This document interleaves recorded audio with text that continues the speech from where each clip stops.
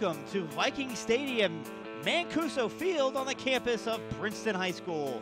This is Chris Himanitis with WeAreColerain.com along with Brandon Wyatt and Mike Work, working with Waycross Community Media to bring you Ohio High School Athletic Association Regional Football Semifinal action. So excited. It's a beautiful night here at Princeton High School. It is cold, but it is a perfect November night for football. We've got the 9-2 Colerain Cardinals, the number 2 seed, here technically hosting the number 3 seed, also 9-2 Mason Comets. This is a GMC clash with the winner having the opportunity to advance to next week's regional final against the winner of tonight's St. Xavier Sycamore battle. We've got two teams here who love to run the football, who love to play defense. It's going to be a close game. Brandon, what are some of the keys to victory you see tonight for our Colerain Cardinals? Well, for the Colerain Cardinals, you got to hold on the football. You have to dictate, and you can't let number 21 Matt Sora get loose. He's the big playmaker for the Mason Comets. You got to contain him and force someone else to beat you. No question. That's exactly what you need to do. Matt Sora is the bread and butter of this Mason offense. And on the Colerain side, offensively for us, we've got a player that's going to be playing tonight that didn't play back in week 6 when these two teams got together last time. Talk about Ivan Pace. Yeah, Ivan Pace was out for that week, nursing some injuries. Wasn't really in that the last time these two meet as the Colerain Cardinals take the field. And that could be a big difference as he gives the Colerain much different look on the inside with a big bruising fullback. They like to use Deontay Smith more there. The spell Pace is going to go both ways for the Cardinals. But he's more of a speedy guy, a smaller guy. Pace gives you that guy who's going to break through those arm tackles, get to the second level, and put a lot more pressure on those DBs to make tackles in the middle. So this is a GMC showdown. There's no doubt that Colerain, we've talked about it before, they have dominated the Greater Miami Conference since starting at the year 2000, really, over the past 18 years. It's actually quite ridiculous. They have 126-1 record against GMC opponents during the regular season. 129-1 if you count the 3 playoff wins that they have, 2 over Hamilton and 1 over Sycamore. So there's no doubt that Mason is coming in here tonight. Again, no guarantee of a game next week, because if you lose, the season's over. They want to knock off these Colerain Cardinals and not only shock the region, but that would send shockwaves through the state to see Colerain lose a game like tonight. And honestly, that's exactly, I think, what the Cardinals have to, beware. And they do it every week because they know that they're going to get the best from every GMC team they play. And for the Mason Comets, everyone knows Matt Sora. He's the player. He's the man who's always been there for the past 3 years for the Comets to make a play. But I think the key for them offensively this year, for tonight's game, is really for Will Adams, the quarterback for them. He's got to make a play. And it doesn't have to be necessarily with his arm. It just has to be with his feet. It might not even be a completion. It might just be making the smart throwaway. But he got an offer this week from the University of Dayton. He's a very capable quarterback for the Mason Comets, and he's going to have to make some plays for these Comets to stay in contention with your Colerain Cardinals. He definitely can move, and this Colerain defense has been so stellar, especially coming after last week's 45-0 victory over the Moeller Crusaders at home. We will say that Mason did win the win the coin toss, and they decided to defer. So they will be kicking off to Colerain to start this game. Mason Comets in all white. Colerain Cardinals with the red tops and the white bottoms. J.J. Davis, Sincere Jones, back deep for the Cardinals. And again, for those of you listening live on WeAreColerain.com, thank you so much for choosing to spend your Friday night listening and watching to us, watching our scoreboard at least. Again, due to Ohio High School Athletic Association rules, we can't show you the live video, but because we are working in conjunction with Waycross, it will be available online and on your local cable provider. That schedule has already been posted in our preview section on WeAreColerain.com, so you can see that in there. There's a nice little PDF. Let you know, I think the first broadcast is tomorrow night, 7 p.m. Also available, of course, in the Mason area. And if you want to reach us here live in the booth, we'd love to hear from you wherever you're listening from, hopefully someplace warmer than here. You can reach us live at radio@wearecolerain.com, or, of course, right there in the chat room on the website where you're watching the scoreboard, which we'll be giving you tonight. So the ball's lined up at the 40-yard line. Mason getting ready to kick off. Colerain back to receive, and we are underway here at Princeton High School. Caught at the 10-yard line, taken up to the 15, the 20. There's some good motion there. 25, 30, taken down right there at the 30-yard line, and that's where Colerain will start off. First down and 10. Going to get to see this Colerain offense who really clicked really well last week. And you know, one of the things last week that really stood out, if you were able to watch the game online, or if you were listening to it live, was the play of senior captain and quarterback Gunnar Leyendecker. Had 133 yards rushing last week. First time he's led the team in rushing in any given week this year, and really put his stamp on this offense. Under center now. Single wing, man in motion, handoff is to the fullback, takes it, he's on his feet. Ivan Pace Jr. makes one man miss. He's going to pick up 12 yards on his first touch of the game. First down, Cardinals. And right away, we see the difference between this week and week 6. These two, Deontay Smith-Moore kind of got caught in those situations earlier in the season. Couldn't get through those holes, plow through them, and we see this time, Ivan Pace able to plow through that hole and pick up the first down.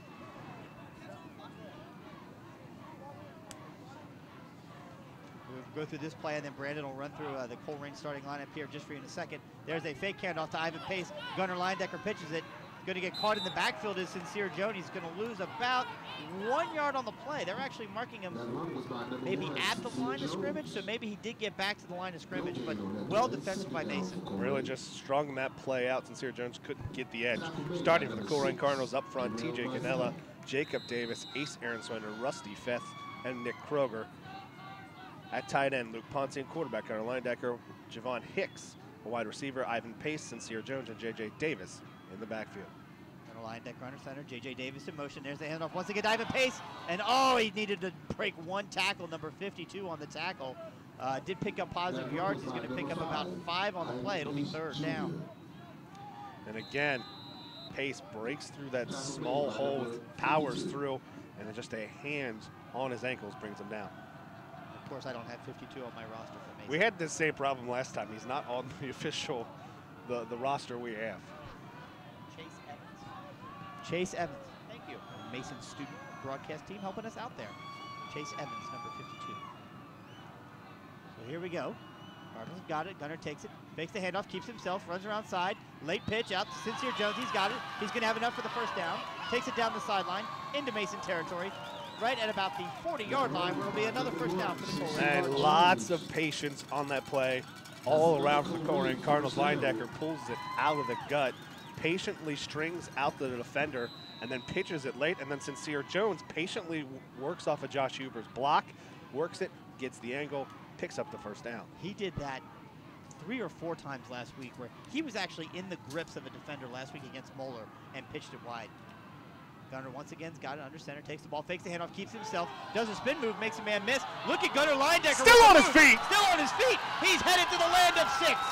Touchdown, Cardinals. Gunnar Leyendecker takes it in from 40 yards out. And what a fantastic play by your senior quarterback. This is the Gunnar Leyendecker we're used to seeing. This is the Gunnar Leyendecker that was a fantastic running back for the past 2 years for the or a couple years ago for the Colerain Cardinals. He's been battling hamstring injuries all year. So get a look at it. He makes a decisive cut up the middle, spins off a tackle, spins off another one, makes a man miss in space, breaks through a tackle, makes about 3 Mason defenders miss, which should have been maybe a 10-yard gain.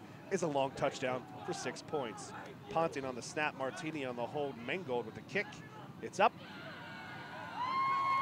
and it's good. And at the 10-11 marker of the first quarter, it's your Colerain Cardinals 7, the Mason Comets 0. Let's put this in perspective.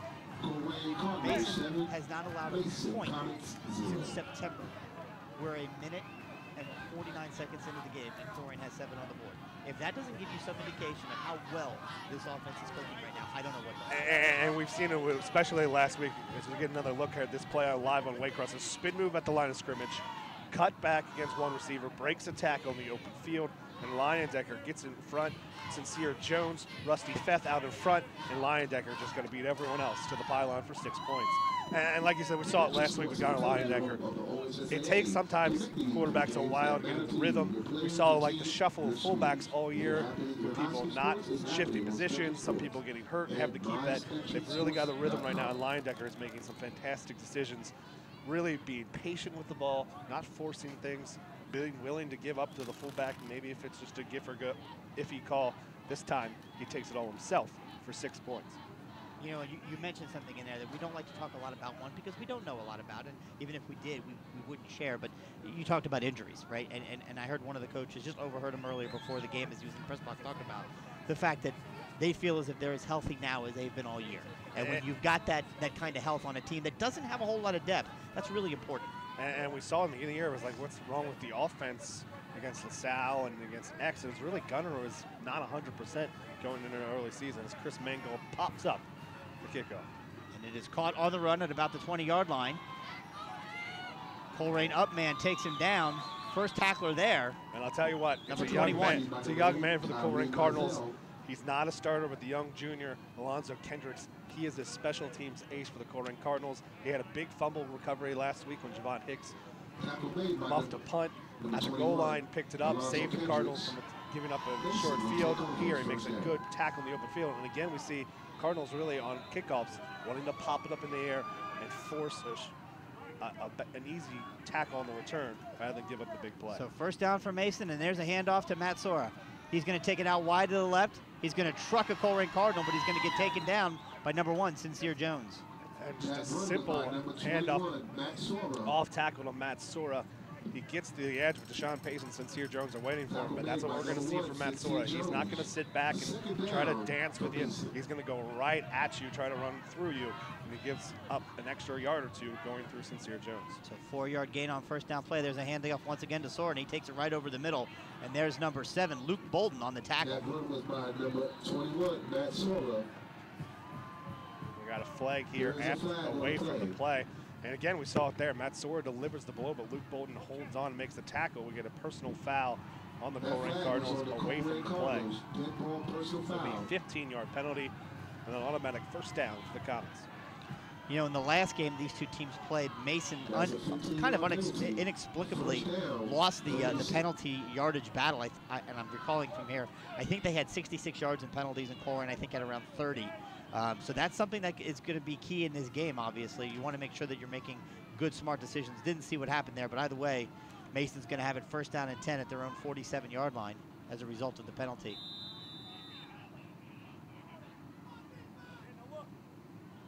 There's a handoff right over the middle. Matt Sora bounces off guys, stays on his feet, spins, goes out of bounds, but not before he gets into Colerain territory, down to about the 39-yard line, I think is where they're going to mark it. First down. That was a patented Matt Sora run. And like we said, he's not going to try to dance. He's not going to try to do anything fancy. He just gets into the open, takes Jagari Patterson and says, you got to take me down 101, and he just drags Patterson past the yard gain, picks up a first down to the Cardinal 40-yard line. So Matt Sora picking up a first down for the Mason Comets down to the Colerain 40-yard line. Be first down and 10. Colerain leading 7-0 here early in the first quarter. There's a snap back once again, fakes the handoff this time. Will Adams looking for some room. He's pressure, he throws it. It's going to be bounced into the turf. Incomplete pass, second down. And a good play, that call there by the Mason Comets. You got some working on the ground, take a shot, play action, and first down. But Sincere Jones all over in coverage on the intended receiver, Tanner New. Will Adams forced to scramble, trying to make something happen, and he just threw that ball away. Eric Phillips applying the pressure. He had a receiver downfield, but Hicks was waiting for him to throw that ball, and he just kind of threw it in the dirt at the receiver to throw it away. So second down and 10. Snap is back, and there's the handoff to Sora, who hits the hole hard. I'll tell you what, when he gets his feet moving, you're right, he doesn't dance. He hits that hole hard, and he did. He's going to pick up positive yards on that play. Going to get about 4 yards on the second down Mason play. Very big up front, and we see on this play, he just kind of runs into the back of his own lineman. There's not really a big hole there, and he just kind of rides it forward, uses that man as a blocker in front of him, and really the tackle by Luke Bolden comes from behind, so it'll be 3rd and 6 for the Comets. There's a 6'6", 255-pound offensive lineman out there, kind of help leading the way. High formation, there's the snap, back to Sora, he takes it, goes through the middle, makes a few men miss. He's going to be close to a first down, but I think he's going to be at least a yard shy. He's going to be a little more, that's only about a 3-yard gain. Okay. It'll be 4th and 3 from the 33. They need to get to the 30. Big decision here early for Coach Kastner, and it looks like they are going for it. Substitutions in for the Colerain Cardinals. They're going to bring in their two big offensive linemen, Taj Roberts and Rusty Feth, to put a little more beef up front. Yep, so this is a big fourth down play, 4th and 3 on the 33-yard line of the Cardinals. Let's see if they can get it. Will Adams takes it. He rolls to his right, looking to pass. He's going to try and take it, and he does it. There's that man, senior captain Dan Bolton, comes in and sacks Will Adams. It'll be a turnover on downs for the Colerain Cardinals. And we said this about Moeller last week. I like the initial call by Mason Comps to go for it on 4th down. Yep. But you have been able to run the ball. As you get another look here live on Waycross. It's just a rollout, 3-wide receiver flood pattern with Will Adams. And the strength of your team is Matt Sorrell. Why are you throwing the ball? I know the Cardinals are good at defense, but Dan Bolden leads the league in sacks, and he gets another one there for the Colerain Cardinals. So that's a great point, right? At any point in that drive, did Matt Sorrell have less than 3 yards on any of his carries? He had one gain for about 2 yards. That's about it. Right. Every other game was like 5 yards or first down. So you're right. It's a good question. So now the Cardinals showing an I formation set. One wide receiver to the top. There's the handoff to Ivan Pace Jr. He's got it. He's into the hole. He's across the field. He's into Mason territory. He's down to the 40, the 35, taken down all the way down to the 31-yard line. Huge run for Taz. And a quick turnabout of the field now. Ivan Pace is just straight fullback give, cuts it back, and it was really him. He's in the middle of the field just trying to find the space, and Mason Comets really contain him, but they're containing him 20, 30 yards downfield. He picks up the first down to the Comet 32. First down for the Cardinals. Single wing set formation. Fakes the handoff. Gunnar Leindecker keeps it, pitches it to DSM. He takes it. He runs it around wide. He's got one man to beat. He's going to lower his helmet, stay on his feet, take on all the tacklers inside the 5-yard line. First down, Cardinals. DSM all the way to about the 10, 11-yard line for the Colerain Cardinals in 3 phases. All work here. Gets the pitch. Great blocking on the edge by J.J. Davis and Josh Huber. Deontay Smith-Moore cuts in between the two blocking wideouts, picks up a big gain, delivers the blow, stays on his feet. Got close to the goal line, but they say he stepped out of bounds at the 9-yard line.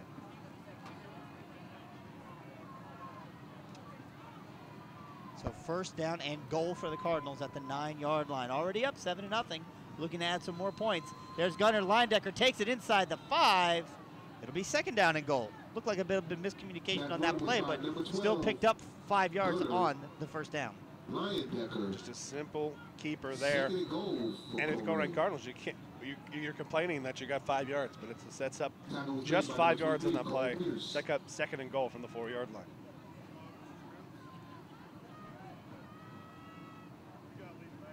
Like to see the pace of the offense moving, not having any problem getting the play calls in. J.J. Davis in motion. Ivan Pace takes the ball. Still on his feet. Shoulder, into the end zone. Touchdown, Cardinals! Ivan Pace Jr. fullback dive. He's hit initially short of the line of gain, but just powers through. And another touchdown here early in the first quarter for the Colerain Cardinals. We've said it all week. We've said it all year, as you see it there on replay on Waycross. We've said it all year. Ivan Pace at the fullback position brings a level of anger when he runs the football. And when you lower your shoulder and you deliver that blow instead of being the one hit as a fullback, it makes all the difference in the world. Extra point set. Snap is back, hold is down, kick is up. And it's good. And at the 6:38 mark of the first quarter, it's your Colerain Cardinals 14, the Comets of Mason 0. And again, if you're listening live on wearecolerain.com, you can reach us at the radio address radio@wearecolerain.com, or you can reach us directly in the YouTube chat. Got a shout out from Jim and Terry Shear listening in frigid Chicago, Illinois. Got one from Lenny Lopez checking in from sunny Corona, California. A couple of you also listening in: Tim Rigbar, Michael Fockey, Ryan Martin, Raheem Cherry, and the entire middle-aged man band, including former Vice President Mark Strong and Brian Wyatt, listening in before they start their gig tonight. Brian, we do miss you, buddy. There's no doubt about it, but you've got other obligations, and we know you'll do a great job with it. The Colerain Cardinals have absolutely taken care of their obligations here so far in the first quarter, not even at the halfway point, and they are up on the Mason Comets 14-0. And we talked about it in the pregame. Ivan Pace gives them such a different dynamic that they didn't have. Deontay Smith-Moore, we saw it. He can deliver a blow, but he's just not the size and physicality that Ivan Pace brings in for the fullback position. And we've seen it here. He busted open through the middle and the big in the middle, gets him near the goal line. Leindecker, Deontay Smith-Moore get you even closer. And Ivan Pace stopped short of the goal line, but his will and his physicality drug defenders into the end zone. He just runs so hard. He runs so hard. So the ball lined up at the 40. Chris Mango gets his foot underneath it, and this is more of a line drive kick, not the pooch. And it's going to go out of bounds, where Mason will start off first down and 10 at the 35-yard line. Kickoff is out of bounds, is a penalty.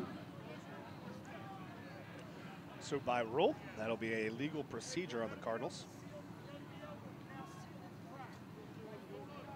So again, for those of you listening live on wearecolerain.com, we will be bringing you halftime scores from around the city, and by that we mean like 4 scores, because we're in week 2 of the playoffs. There's not a whole lot of teams left playing.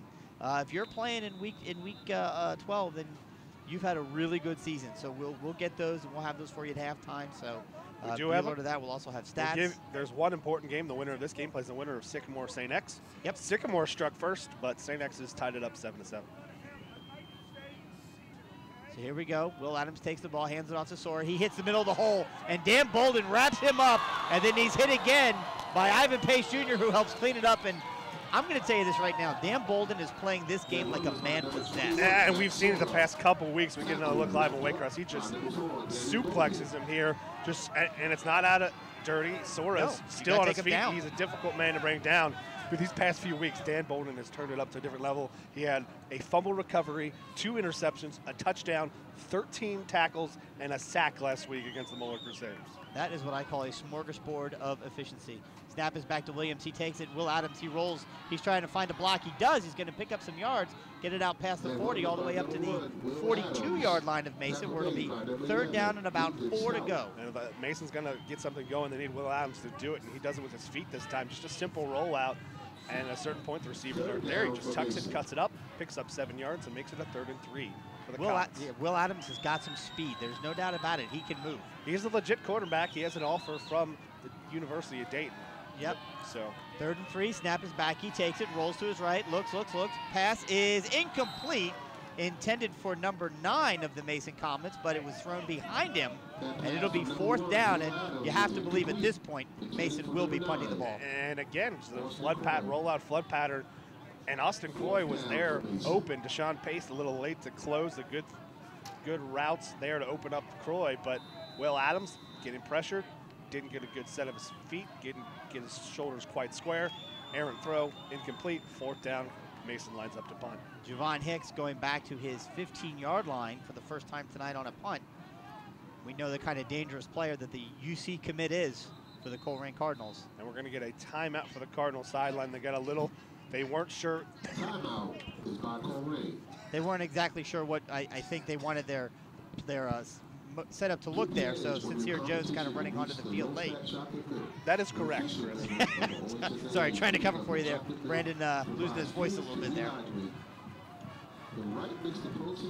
So we'll take this minute here during this timeout. I want to remind all of you that are watching and or listening online that we couldn't do what we do without the Colerain boosters. If I can step in and try and be Brian for just a minute, because he does such a great job thanking all of our individual and corporate boosters every single week for everything that you do to make not only what we do possible, but make it possible for, and I'm not exaggerating, thousands of students in Colerain High School, Colerain Middle School, White Oak Middle School to have access and the ability to be involved in extracurricular activities. And I say all activities, not just sports. We know that, you know, everyone from the band and the show cards and any activity can benefit from the Colerain boosters.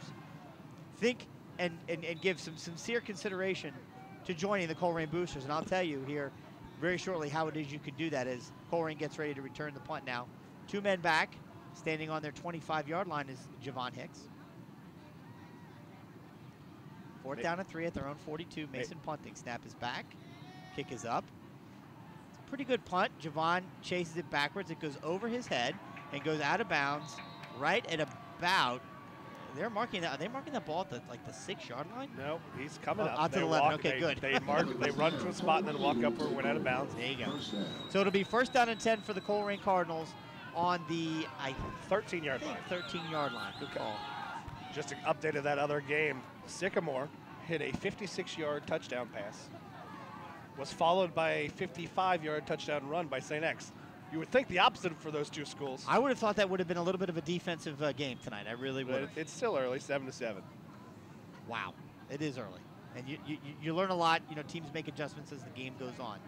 So we'll see what kind of adjustments the Mason defense can make now, because this Colerain offense is rolling on all cylinders.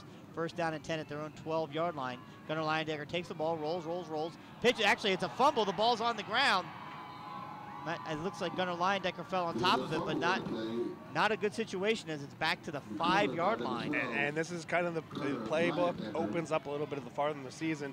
And Gunnar Leyendecker, there's just a speed option. There's no fullback. He just takes a step back, starts running to his side and horizontally, and a good job by the Comets of just stringing that out. Never had a spot do there and tried to pitch it late, lost the handle, and thankfully for the Cardinals, falls right back on top of it. Now on the near hash, the Cardinals lined up, second down and 16. Loss of 6 yards on the play.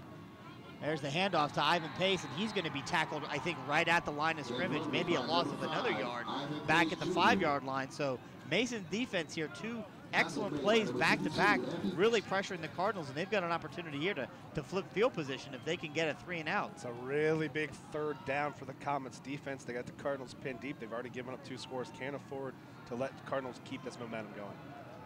Do we see I know this may sound crazy. You think we see a pass here? I think you just see an Ivan Pace run, but let's see. It lined up in the I formation. J.J. Davis in the backfield. There's the handoff to Ivan Pace, and he does get it, and he's taken down immediately right at the 5-yard line. So very effective defensive set for the Mason Comets there. Not only do they get a 3 and out, they push the Cardinals back 8 yards on that series, and they're going to be punting from the back of their own end zone. And Mason's going to start off in an excellent field position. And if you're the Comets, it's what you needed to do. You got stopped, but you gave a great punt, set up your defense in a good position. They hold. Now you've set your offense potentially with a good position.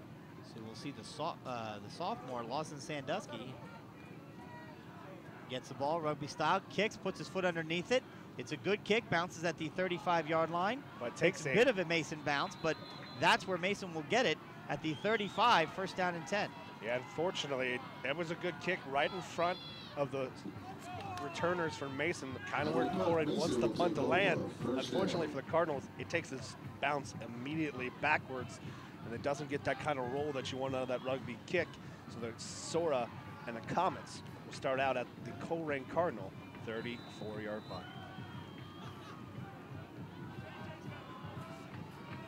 So we've got 3 wide receivers split wide to the right for Will Adams in the I formation.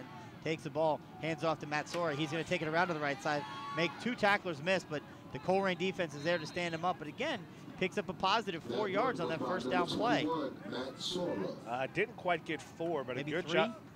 Yeah, about 3. Yep, okay. And a good job by the Mason Comets. Just kind of a stretch play, trying to let Sora pick a hole. Cardinals string it out, keep contained, so Sora can't get to the outside. But he does fall forward for 3 yards. Second down and 7. 2:45 left to go here in the opening quarter. Colerain up 14-0 on the Mason Comets. Regional semifinal here at Princeton High School. Their snap back. This time the handoff is to number 3, who's met in the hole and taken down immediately. Dan Bolden in on the tackle. Logan Dalton giving a spell to Matt Sora. I don't understand that. It's a fine play call, just a little off tackle up the middle. But Matt Sora is your senior captain. There are no more weeks after this guaranteed. He's got to be the workhorse in there. It'll be 3rd and 6 for the Comets. I would expect to see him carry the ball at least 25 to 30 times tonight. I would think, assuming they get that many, that they're able to give him that many handles. Sora lined up right next to Will Adams. Will Adams rolls out, looking to pass again on 3rd down and 6. It is passed, and it is caught inside the 30. It'll be enough for a first down to the Colerain 22-yard line. Austin Croy catches it in the flat, and this is the exact play they've been running. Roll left, roll right, flood pattern to the sidelines. This time, Will Adams finds Austin Croy for the completion and a Comet first down. It's the exact same play they ran the other way, but Will Adams' pass was errant. This time it's on target for the first down. So first down and 10 for Mason at the Colerain 22-yard line, threatening to score for the first time tonight. Snap his back, handoff is Sora. He takes it, runs through the hole, tries to get a few yards, and he does. He's going to pick up about 4 on that first down run. He seems like he's an automatic 4 yards every time he touches the ball. Yeah, and again, just a simple handoff. Good job up front to seal initial defenders. Ethan Stout holds him up, and Deshaun Pace cleans it up. Colerain defense, I know, wants wants to be stout. You mentioned Ethan Stout. They want to be stout. They'd love to be able to get a shutout here, but this Mason team is a good football team. Snap is back. It was a high snap. There's a handoff right over the middle. Once again, going to take it out past the 15-yard line or right to it. Looks like it'll be third down and short for Mason. Matt Sora once again on the carry. Yep, and again, just closing down, fullback lead ISO out of the shotgun, trying to be bigger up front than the Colerain Cardinals, which almost everyone is bigger up front than the Colerain Cardinals defensively, and it'll be just short of the 15. No, it'll be exactly at the 15-yard line, setting up a 3rd and 3. So no doubt, 2-down territory here, down 2 scores, even though it's only the first quarter, under a minute to play. And under pressure from the play clock, Coach Kastner is forced to use the comments first time out. But it's a good question, though. You're in a good spot for a field goal. How early do you value these points? Do you value points at this point? Or you entrust your defense? Or are you saying, we got to keep up with the Colerain Cardinals, we got to score touchdowns? I wouldn't pretend to understand the psychology of a head coach in a game like this, because obviously I have no clue. But to me, it seems like there's such a psychological advantage that the Colerain football program has over the GMC. If I'm the head coach of an opposite GMC school or an opposing GMC school, I need to get over that mental hurdle. You're already down 14-0. We're not even out of the first quarter. I'm thinking I want to show my boys that I believe in them and their ability to put 7 points on the board. And if it's 4th and 2 or 4th and 1 or even 4th and 3, say they get no yards on next play, I'm going to trust my seniors, Will Adams and Matt Sora, to get me 3 yards at this point. Because, again, there's no next week. That's me. It's easy to say that sitting here in a booth. He knows his team. He knows what they're capable of. I just know that it means a lot more when you're able to put 7 on the board versus just kicking for 3. And while we talk about kicking for 3 there, let's take a look real quick here on the kicking stats. I mean, their kicker is 19 for 19 on extra points, 4 of 7 on field goals, so he could do it. Let's see what we got here on 3rd down and 3. Snap is back to Will Adams. He looks to roll. Ethan Stout is in pressure. The pass is thrown out of bounds. So it's going to be the aforementioned 4th down and 3 for the Mason Comets. And if you're passing the ball, I have to feel like you're going to be running it here on 4th down. But well, I don't see the punt team coming out. Or kickoff. Or the kicking team coming out. But and here it comes. Nope, they're going to bring in some size. Yep, those are some big boys. They grow big up there in Mason. Yeah, and if you're going to throw on 3rd down and short, you got to think then the call was you knew you were going to try and run the ball here on 4th down. So the 4th down and 3 for the Comets at the Cardinal 15. Yeah, standout defensive lineman number 57, Zaid Hamden coming in to try and get them the yards they need. The snap is back, the ball's on the ground. It's out of Will Adams' hands. He's got it, he's looking to throw it. He completes the pass. Number 16 catches it and takes it down. It's going to be very close to a 1st down play. There is a flag on the field as well. I can't believe they got that play off. Great composure by Will Adams, the senior quarterback. You can see it here. The snap is back. He drops it, picks it up, rolls around, looks, completes it to number 16 who catches it. And that's just a scramble drill. That's not the intended play. No, of course not, but the penalty was a sideline warning on the Colerain Cardinals, which means one of the referees on the sidelines must have ran into a Colerain coach or staff member on the sidelines. That ball will be marked just about the 13-yard line, so they will bring out the change to measure it. So yep, this 30 seconds to go here in the first quarter. If you're the Mason Comets, everything went wrong in that play initially, but let's see if they got enough for the 1st down. Yeah, you may end up getting a 1st down out of it. The most inaccurate and inefficient measurement in all sports. And they are going to be short. 4th down stop by the Colerain Cardinals. Cardinals will take over 1st down and 10 at their own 13-yard line. So the offense is going to have a chance to go out and do what they could not do in their last series and get positive yards and maybe drive the ball down the field and put some more points on the board. And we talk about it all the time when we are Colerain.com, but just to go off your point, the most inaccurate thing in football. Yeah. I'm not.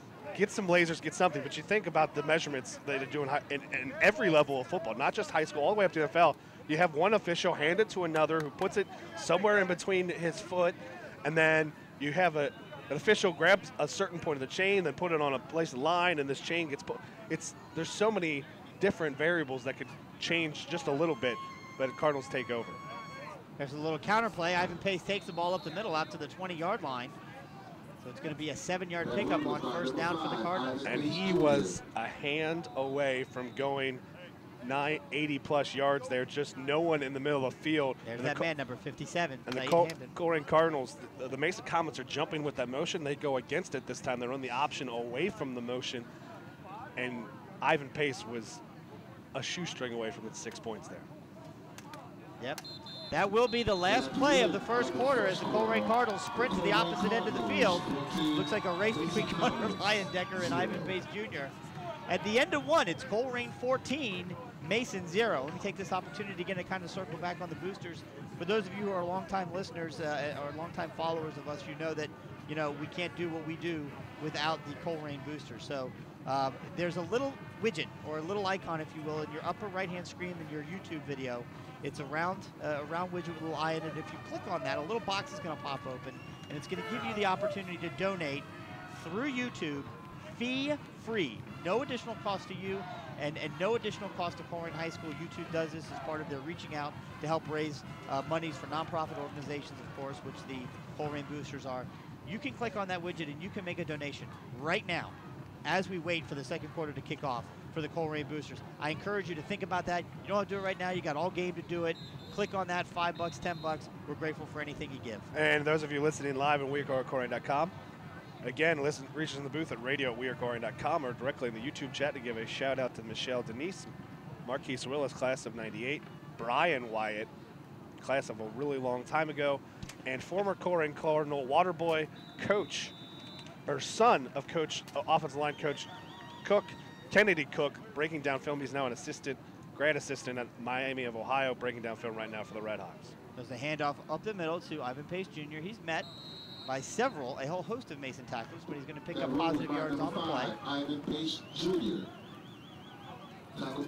Simple fullback dive, picks up the necessary yardage, and the Cardinals move the chain. So first down and 10 for the Colerain Cardinals. Ball spotted on the 23-yard line. Their own 23-yard line. So they've got a lot of green in front of them to go to put some more points on the board. J.J. Davis in motion. Gunnar Leyendecker takes it, and he almost gets tackled, stays on his feet, finally goes down in the backfield, trying to get some numbers on those Mason defenders. That was number 4, I believe, and number 92, who brought Gunnar down in the backfield. And just a really good play there by 92.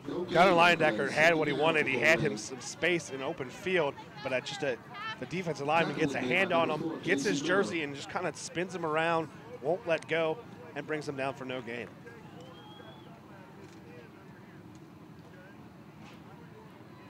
So back to the original line of scrimmage. No loss on that play. So second down and 10. Gunnar Leyendecker under center. Takes the ball, fakes the handoff, keeps himself, pitches it. The ball's on the ground. And Mason may have recovered. They did. Number 6 Terrell picks it up. Mizell is right there to scoop it up.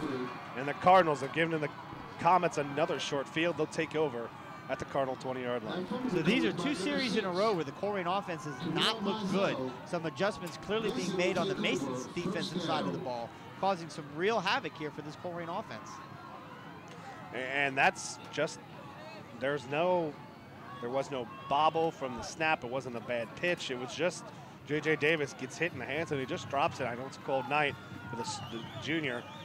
It's week 11, or week 12, he's got to make that play. And that's his first touch, I think, of the night, or first attempt at a touch for the night. So the Colerain defense is now asked to hold one more time. Snap is back to Adam, hands it off to number 21, Sora. He gets hit at the line of scrimmage by number 5, Ivan Pace Jr., who doubles as a fullback and a linebacker. And he'll fall forward to the 16. It'll be a 4-yard gain on first down. Nope, they're going to move it back to the 17. Yeah, I guess his knee must have gone down. I was with you. I thought he got a little bit more on that, but knee must have gone down. I know his head fell at the 16-yard line, but the ball was marked at the 17. So second down and 8. Colerain leading 14-0 here with 10:20 to go in the first half. Will Adams in the shotgun, takes the ball, hands it off one more time to Sora. Ivan Pace from behind. Unbelievable. The speed that he came around the end and made that tackle was very impressive. They're going to call face mask. How?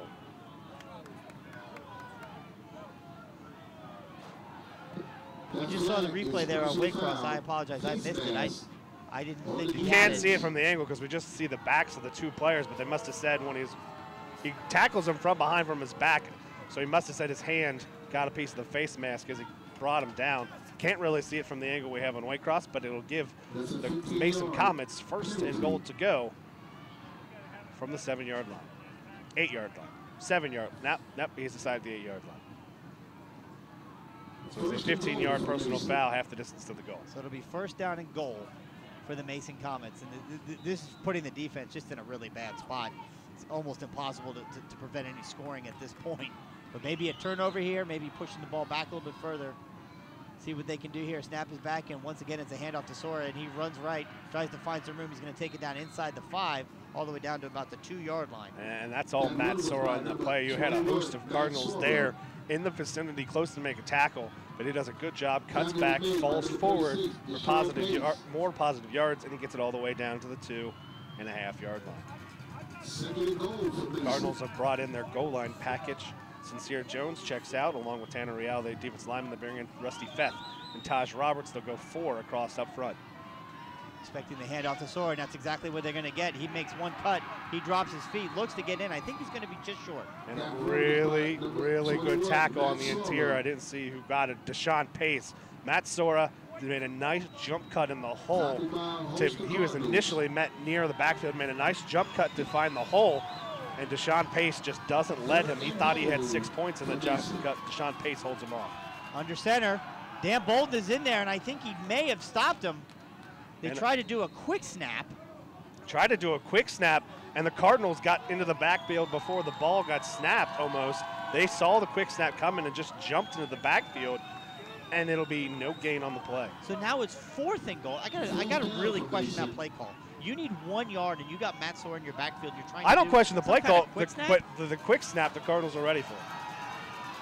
So they saw it, and they got up there. So now, once again, the shotgun, 4th and goal. They're going for it. There's the handoff to Sora. He spins, and he's hitting the backfield. And the Colerain defense steps up once again and prevents the Comets from putting any points on the board. And I'll tell you what, 3 Cardinal defenders in the backfield. Ethan Stout gets the penetration from the D-line. Dan Bolden makes him cut back, and Ivan Pace finishes off the play. It's unbelievable. I mean, in this offense now, they have to feel rejuvenated. They have not looked good the past 2 series. That's the 3rd time the Cardinals this season have stopped a team when they had 1st and goal to go inside, and they've had 2nd to go inside the 2. We saw it against the Comets earlier in the year. We saw it against Sycamore, where they stopped them 3 consecutive downs inside the 1 yard. Yep. We saw them stop the Fairfield Indians, who had it 1st and goal to go inside the 5-yard line, and this Cardinal defense with another goal line stand. So now it's time for the offense to kind of get their mojo back. The 90s reference for you. They can get their mojo back and get some points here up on the board. 8:20 to go here in the first half. Plenty of time. Got to see some positive yards here. Ivan Pace takes the handoff. Still on his feet. I think it's Ivan. Cardinal sidelines really imploring for a whistle there. Ivan Pace never went down, but he was held up for a good 2-3 seconds before the whistle was blown. Forward progress stopped to pick up about 7 on the play.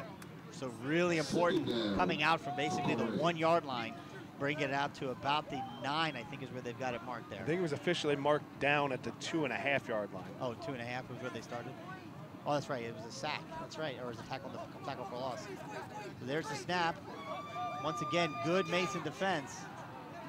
Not going to get much on that handoff right up the middle. So just 3rd down. Just short of the 10-yard line. The Cardinals will need to get to about the 12 for the first down. Tackle made by number 50, Jake Brasher. Number 50, Jake Brasher on the tackle. A 6', 218-pound senior linebacker for Mason. As you said in the pregame, Jake Brasher was a significant player in the Week 6 game, making his presence felt here. Offense getting lined up. 5 seconds left on the play clock. Cardinals are going to have to call a timeout. They're not going to. They're going to snap it. Oh, nope. Coach Bolden called the timeout. He was right next to the ref, hoping the offense could get it off. Where's the thing? Coach Bolden was yelling timeout, timeout, timeout from about the 6-second mark on the play clock. It never got called until about 1 second, and the Cardinals were rushing to get the playoff. Probably weren't going to get the right kind of set and feel they wanted out of that play. Even if when they got the playoff, they rushing under the clock. It's a big 3rd down and 4 for the Colerain Cardinals. Ticketing provider of the OHSAA. Search Ticket-Tap. So again, the Colerain Cardinals 9-2, Mason Comets 9-2. Mason after having lost to Colerain in week 6, having not lost again since. They've won every game, 5 in a row. 4 of those 5 games shutouts. And again, to your point, the one game where they gave up a couple of touchdowns to Middletown. I think it was Middletown. I'm not exactly sure. Middletown. I'm guessing that those were probably not on the first team. So this defense has been playing lights out for over a month. And they're showing it again on these last 2 drives by the Colerain offense, trying to get something going after scoring early to put 14 on the board. 7 minutes left to go in the first half. Now 3rd down and 4 on their own 8-yard line. Got to find a way to get this first down. It's been basically a penalty-free game, except for a couple of mishaps for the Cards. Man in motion. Gunner takes it, drops back, looks the pass. He's got Javon Hicks wide open. Javon Hicks, and it's off of his fingertips. Boy, I bet Javon would love to have that throw back again, because if he catches it, there's nobody in front of him. There's a terrific play call for the Colerain Cardinals. 3rd and short. They go for it. Just 2 all ups, streaks down the sidelines. No one in front of Javon Hicksy, and he just lets it go off his fingertips. So Colerain once again is going to be forced to punt from the back of their end zone. 2nd time for Lawson Sandusky on the night. Rugby-style kicker. Snap is back. He's got it. Runs up. Kicks it. It's a good punt. It's a high punt out to the 50. Catch made by Matt Sorer. Makes 1 man miss. Makes 2 man miss. Makes 3 man miss. Look at this guy. He's on a top. Matt Sorer is still on his feet. Takes it all the way down inside the 30-yard line. And there's a flag. We'll see who the call's on and what the yardage is. But that shows you right there the kind of player that Indiana State's going to get.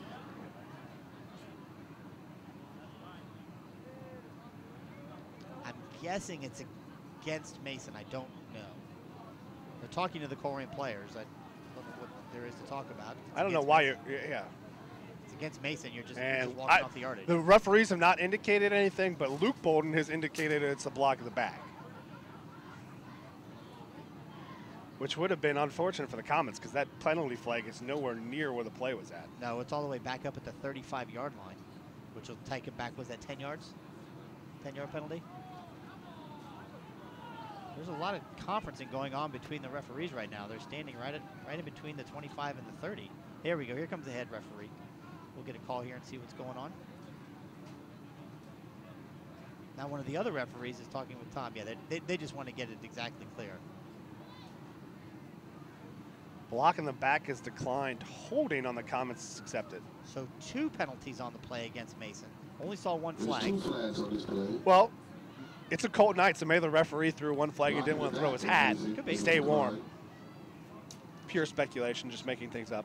Holding on Mason was accepted. That is a 10-yard So the block in the back is declined. The holding is accepted. It's a 10-yard penalty, and that's a huge break for Colerain, because it's going to take the ball all the way back into Mason territory, and now they're walking it off even further, because that holding must have, that's where the flag was. The flag was where Sora caught it.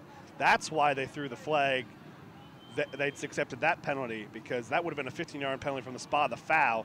About the 35-yard line puts it to 50, but a holding call from where Sora caught it, just past midfield, 10 yards from that will put it. Comets starting on their own 38-yard line. That's a huge, huge set of penalties on the Comets. Yeah, that's like that's effectively a 40-yard penalty. So 1st down and 10 for the Mason Comets after they are able to defensively hold the Cardinals one more time. So cold in here, my pen will not work. Is that right? Here you go, bud. Here's a pen. Right away. Waiting to place the ball here. These guys do not want to be standing Coach around. Kastner is really upset. That's what, I mean. Oh, yeah, you can see the conference on the other side of the field. Again, you could reach us in the booth at radiowearcolerain.com. Got a couple other score updates from local teams. West Jefferson leads Reading 21-7. Anderson trails Whitten Woods 14-7. Sycamore and St. X still tied at 7.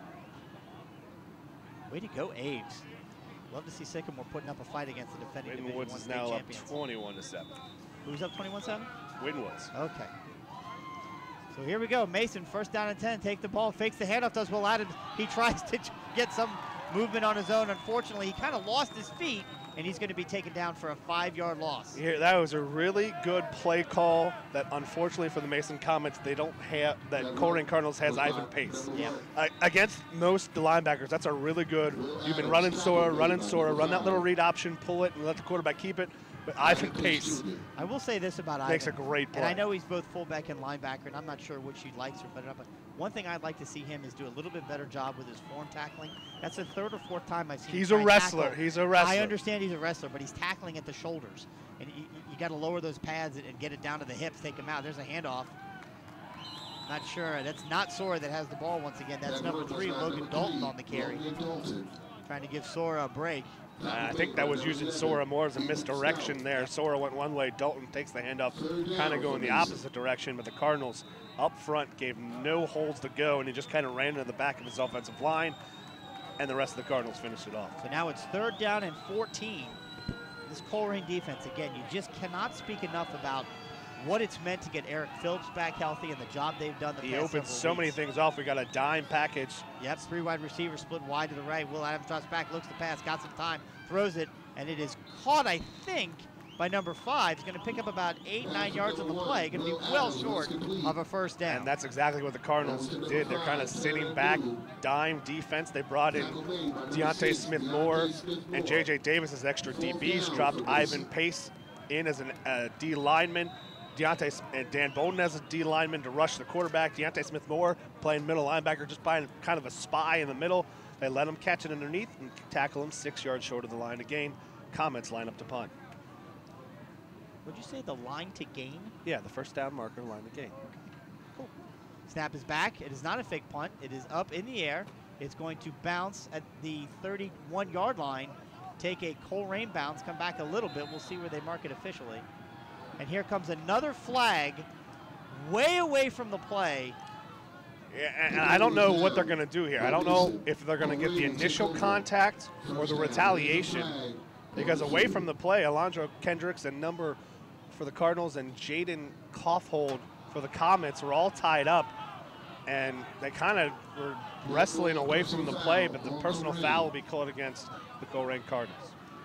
Colerain is really struggling tonight with the penalties, and this is not something we've seen a lot of recently. They've done a really good job maintaining it, but that's the 2nd personal foul of the night. And Coach Bolden was really just upset because I think he recognizes his player did something wrong, but he's upset that that wasn't an offsetting penalty. He's upset about. And that's fair. I mean, you're right. They were both wrestling, and they were 40 yards away from the play. It had 0 impact on anything. That's kind of one of those where you'd like to see the referee just kind of keep the flag in his pocket, pull both players aside and say, hey, guys, you know, let's clean it up. But in this case, the referee saw it only as one way, so he's gonna call the penalty. Yep. So the Cardinals, good field position, again, turns into bad field position. They're, again, inside their own 20, starting from the 18 with 4:31 left in the half. Up 14-0. Colerain takes the ball, fakes the handoff. Gunner keeps himself, pitches it wide. J.J. Davis has got it. He's making some men miss. He lowers his helmet. He's going to pick up enough for the 1st down, all the way out to the 30, we'll call it the 34-yard line, almost doubled up. Big run for J.J. Davis, his 1st touch of the night. And earlier in the season, Coach Bolden and everyone were really suspect of Sincere Jones and J.J. Davis not running the football, but when you're not being the pitch man, you got to block an open field, and they really struggled with that. The past couple of weeks, both J.J. Davis and Sincere Jones really improving their perimeter blocking, and their Sincere Jones block opens up a J.J. Davis big run. So 1st down and 10 for the Cardinals. Gunnar Leyendecker takes it, fakes the handoff, keeps himself, follows his fullback through the hole. He's going to have enough for another Colerain Cardinal 1st down, all the way up to the 47-yard line. And this is the adjustment by the play calling. You're running that little single wing formation with the man in motion going one way. The Mason Comets are jumping it. So what they do in this play is just run the midline option against the motion, go to the play side, and it's just quarterback fullback for the 1st down. So Gunnar does it once again, fakes the handoff, keeps himself, takes it through the middle. Good tackle by number 52, Chase Evans. And all you're doing on this play is basically telling it's a midline option. So they're going to run it, and the read, they're going to let 57 Hamden run free up the middle. And if you tackle the fullback, Leyendecker keeps it. If you go for Leyendecker, he's going to give it to the fullback, and they're just going right behind Rusty Feth, who's opening up a big space on that side. 2nd down and 6, up 14-0. Colerain looking to add to it. Fakes the handoff. Tries to follow Ivan through the hole. Tackled by number 23, but again, more positive yards for the Colerain offense. It's going to be 3rd down and short. That was kind of a messy on that. Well, Cole Pierce is going to get credit for the tackle, but Ivan Pace really slowed that play down. He just stopped. There was a right read by Gunner, but he just kind of got stopped behind Pace, and he couldn't hit the accelerators, and Cole Pierce tackles him from behind. Short of the line for the first down will be 3rd and 3. 3rd and 3 on the Mason 46-yard line. I formation. Gunner under center. Takes the ball. Fakes the handoff. Keeps it himself. He's going to pick it past the 40. He's still on his feet. Down to the 35. Plenty for the first down for the Colerain Cardinals. Nothing special. Just quarterback, fullback. You've seen Mason overplaying with the motion, and they decided, you know what? We're not going to do any motion. We're just going to make you make a play straight up. And this time, Linedecker follows the blockers, gets behind Javon Hicks in open space, and picks up the first down. So 1st down and 10 for the Colerain Cardinals at the Mason 34-yard line. 2:40 to go in the first half.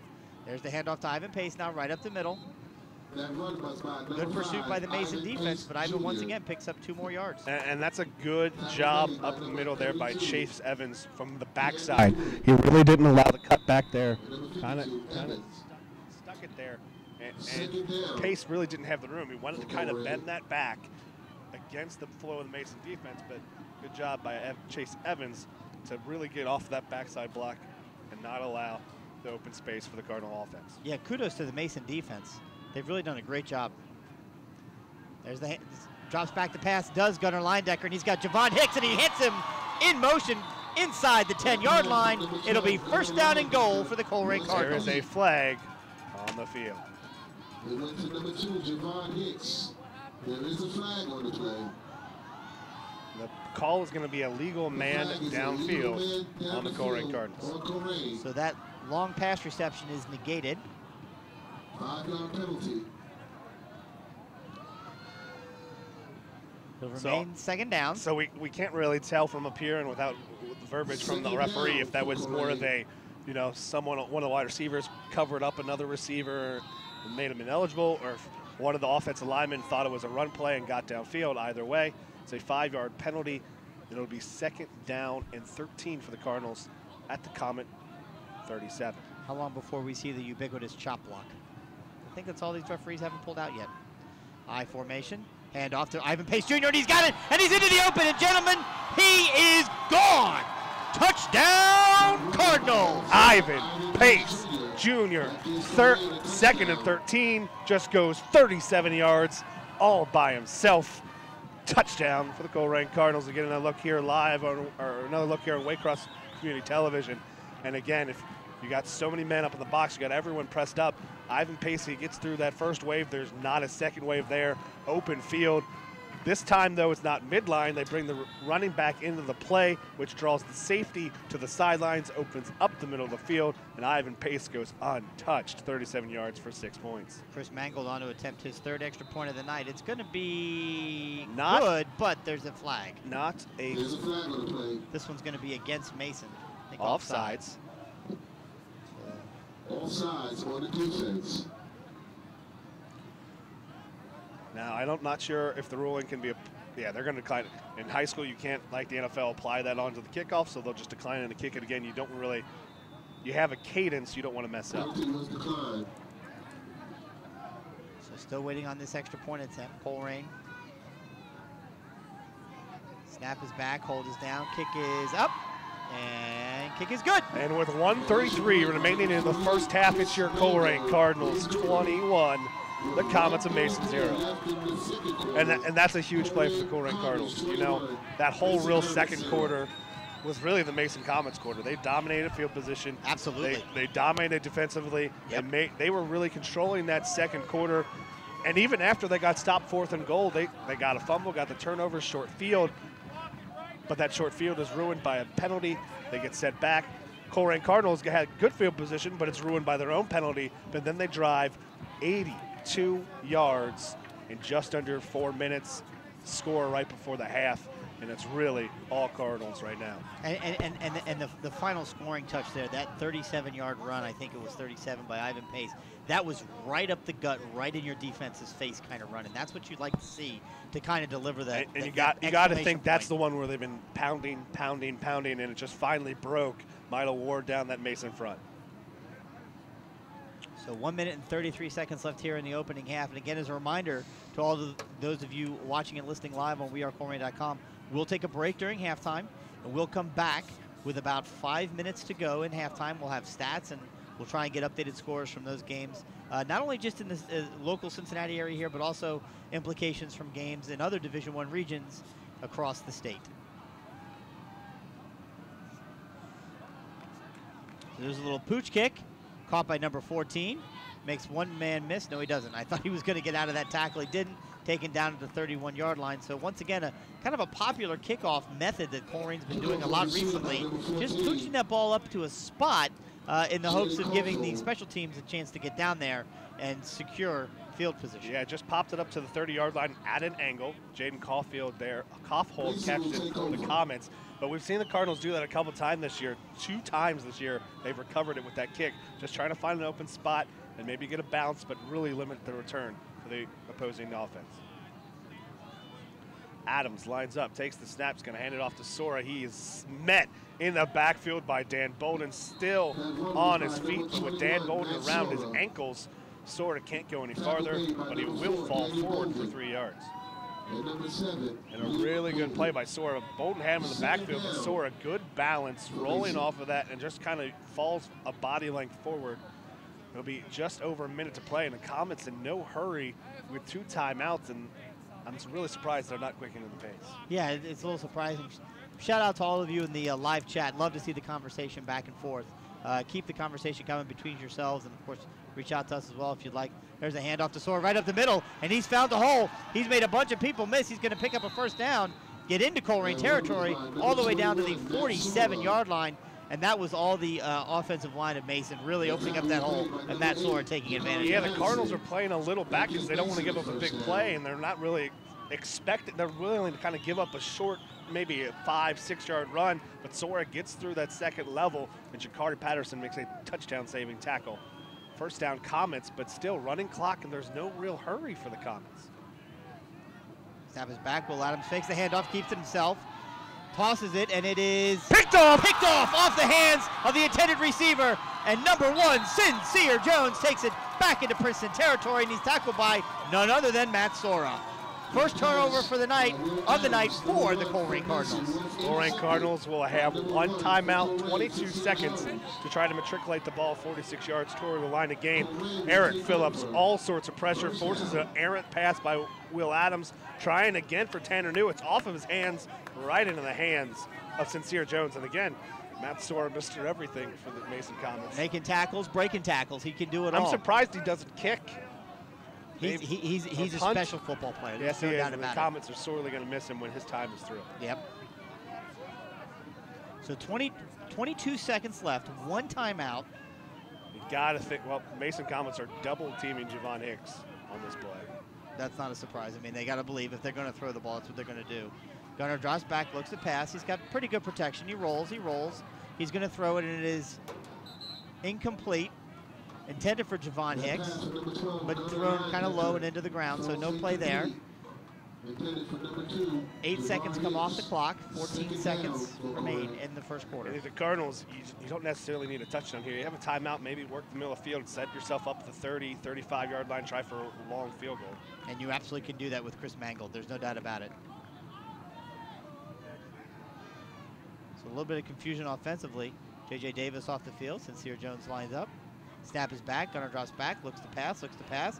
He's got some room down the field. He throws it. It is incomplete.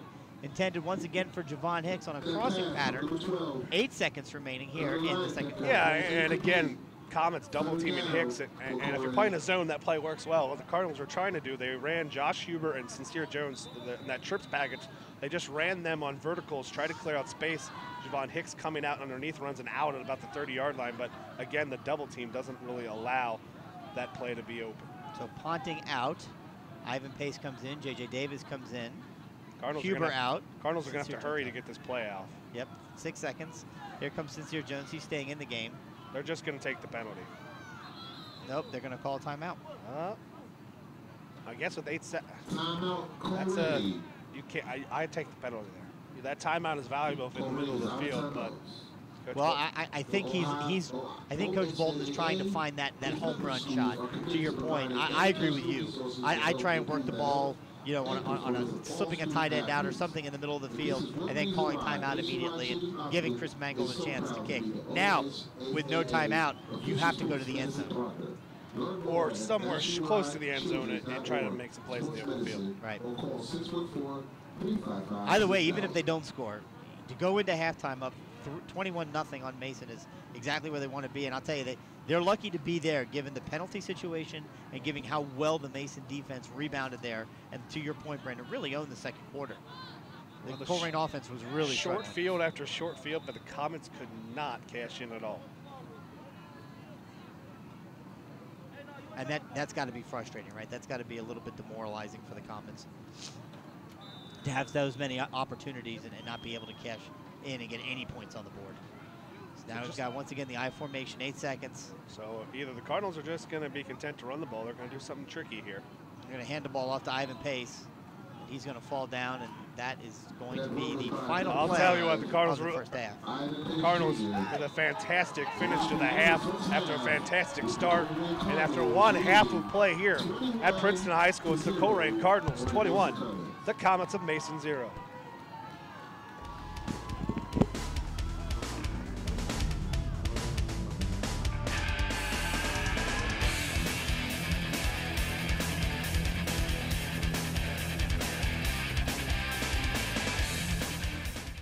Hi, I'm Nick Foligno of the Columbus Blue Jackets. From the youth leagues all the way up to the NHL, sportsmanship is one thing that we can all have in common. The thrill of competing is great, but how we compete is important. Sports can teach kids so many more lessons than just winning and losing, and we can all make this experience a positive one that builds character and makes memories that last a lifetime.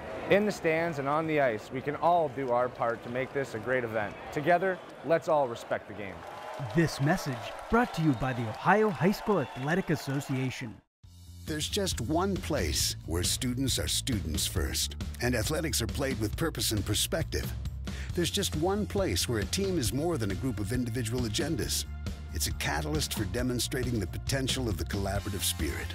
There's just one place where players, coaches, and fans experience the exhilaration that happens when an entire community rallies behind the school team. That place is your local high school. High school sports offer more than the joy of competition. Studies show that student athletes are more likely to enjoy greater levels of achievement in other areas of their lives, including academics. In addition, high school sports help young people in Ohio develop the discipline and confidence they need to be leaders in life, even as they unite communities like nothing else. High school sports, a winning part of a complete education. This message presented by the Ohio High School Athletic Association and the Ohio Interscholastic Athletic Administrators Association.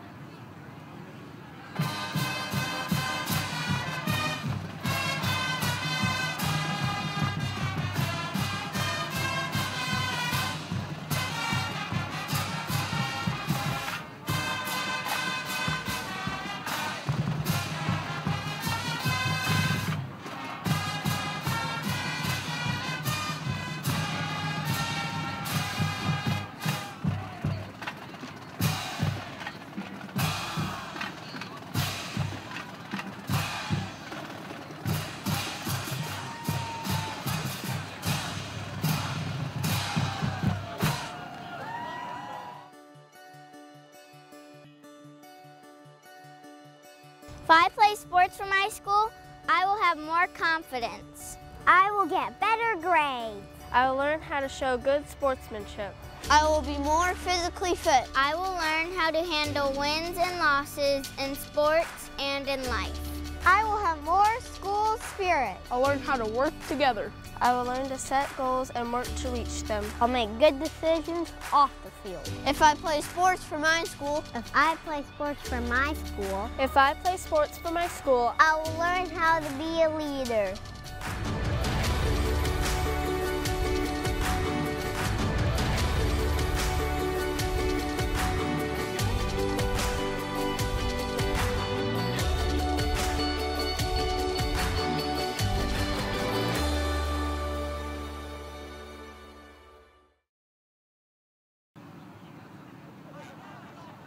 And we are back here at halftime as the Colerain Cardinals lead the Mason Comets 21-0 here at Princeton High School. We got some other scores around the state of Ohio in other playoff regional semifinal action.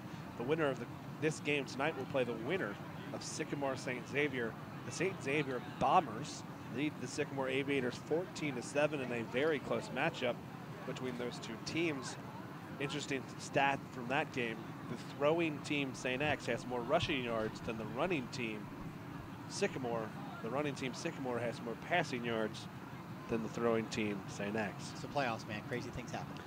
Up in the Columbus-Dayton region, Region 3, Pickerington Central leads Hilliard-Bradley at halftime, 21-17. Pickerington North taking on Centerville. It was a 7-0 game in favor of Pickerington North. Then a pick six, followed by another pick six, and then another score, Pick North up on top of Centerville, 28-0. Up in Region 2, the Toledo and Northern Columbus District, Lewis Center Olentangy leads Toledo Whitmer 17-10. Whitmer is the #1 seed in that region. In Region 1, the Cleveland, Canton, Akron area, Cleveland, St. Edward, Lakewood St. Edwards trails the Mentor Cardinals 14-10 at halftime, and the state #1 poll champions, the Cleveland St. Ignatius Wildcats, lead the Euclid Panthers 10-0 at halftime. In the lower divisions, Region 8, the Division 2 for the Cincinnati area, Winton Woods leads Anderson 52-15. 52, and they're still. That's a halftime score? It's not even halftime yet. Winton Woods has 52 points. Anderson scored a touchdown right before, with a minute left in the half. Winton Woods took back the ensuing kickoff, 96 yards. I'll tell you what, if that score holds, which you have to believe it will, and you'll get to the LaSalle score here in a minute, there's going to be quite a game next week. LaSalle, the aforementioned Cincinnati LaSalle, leads Sydney at halftime, 34-0, setting up a big D2 matchup next week. Winton Woods versus LaSalle.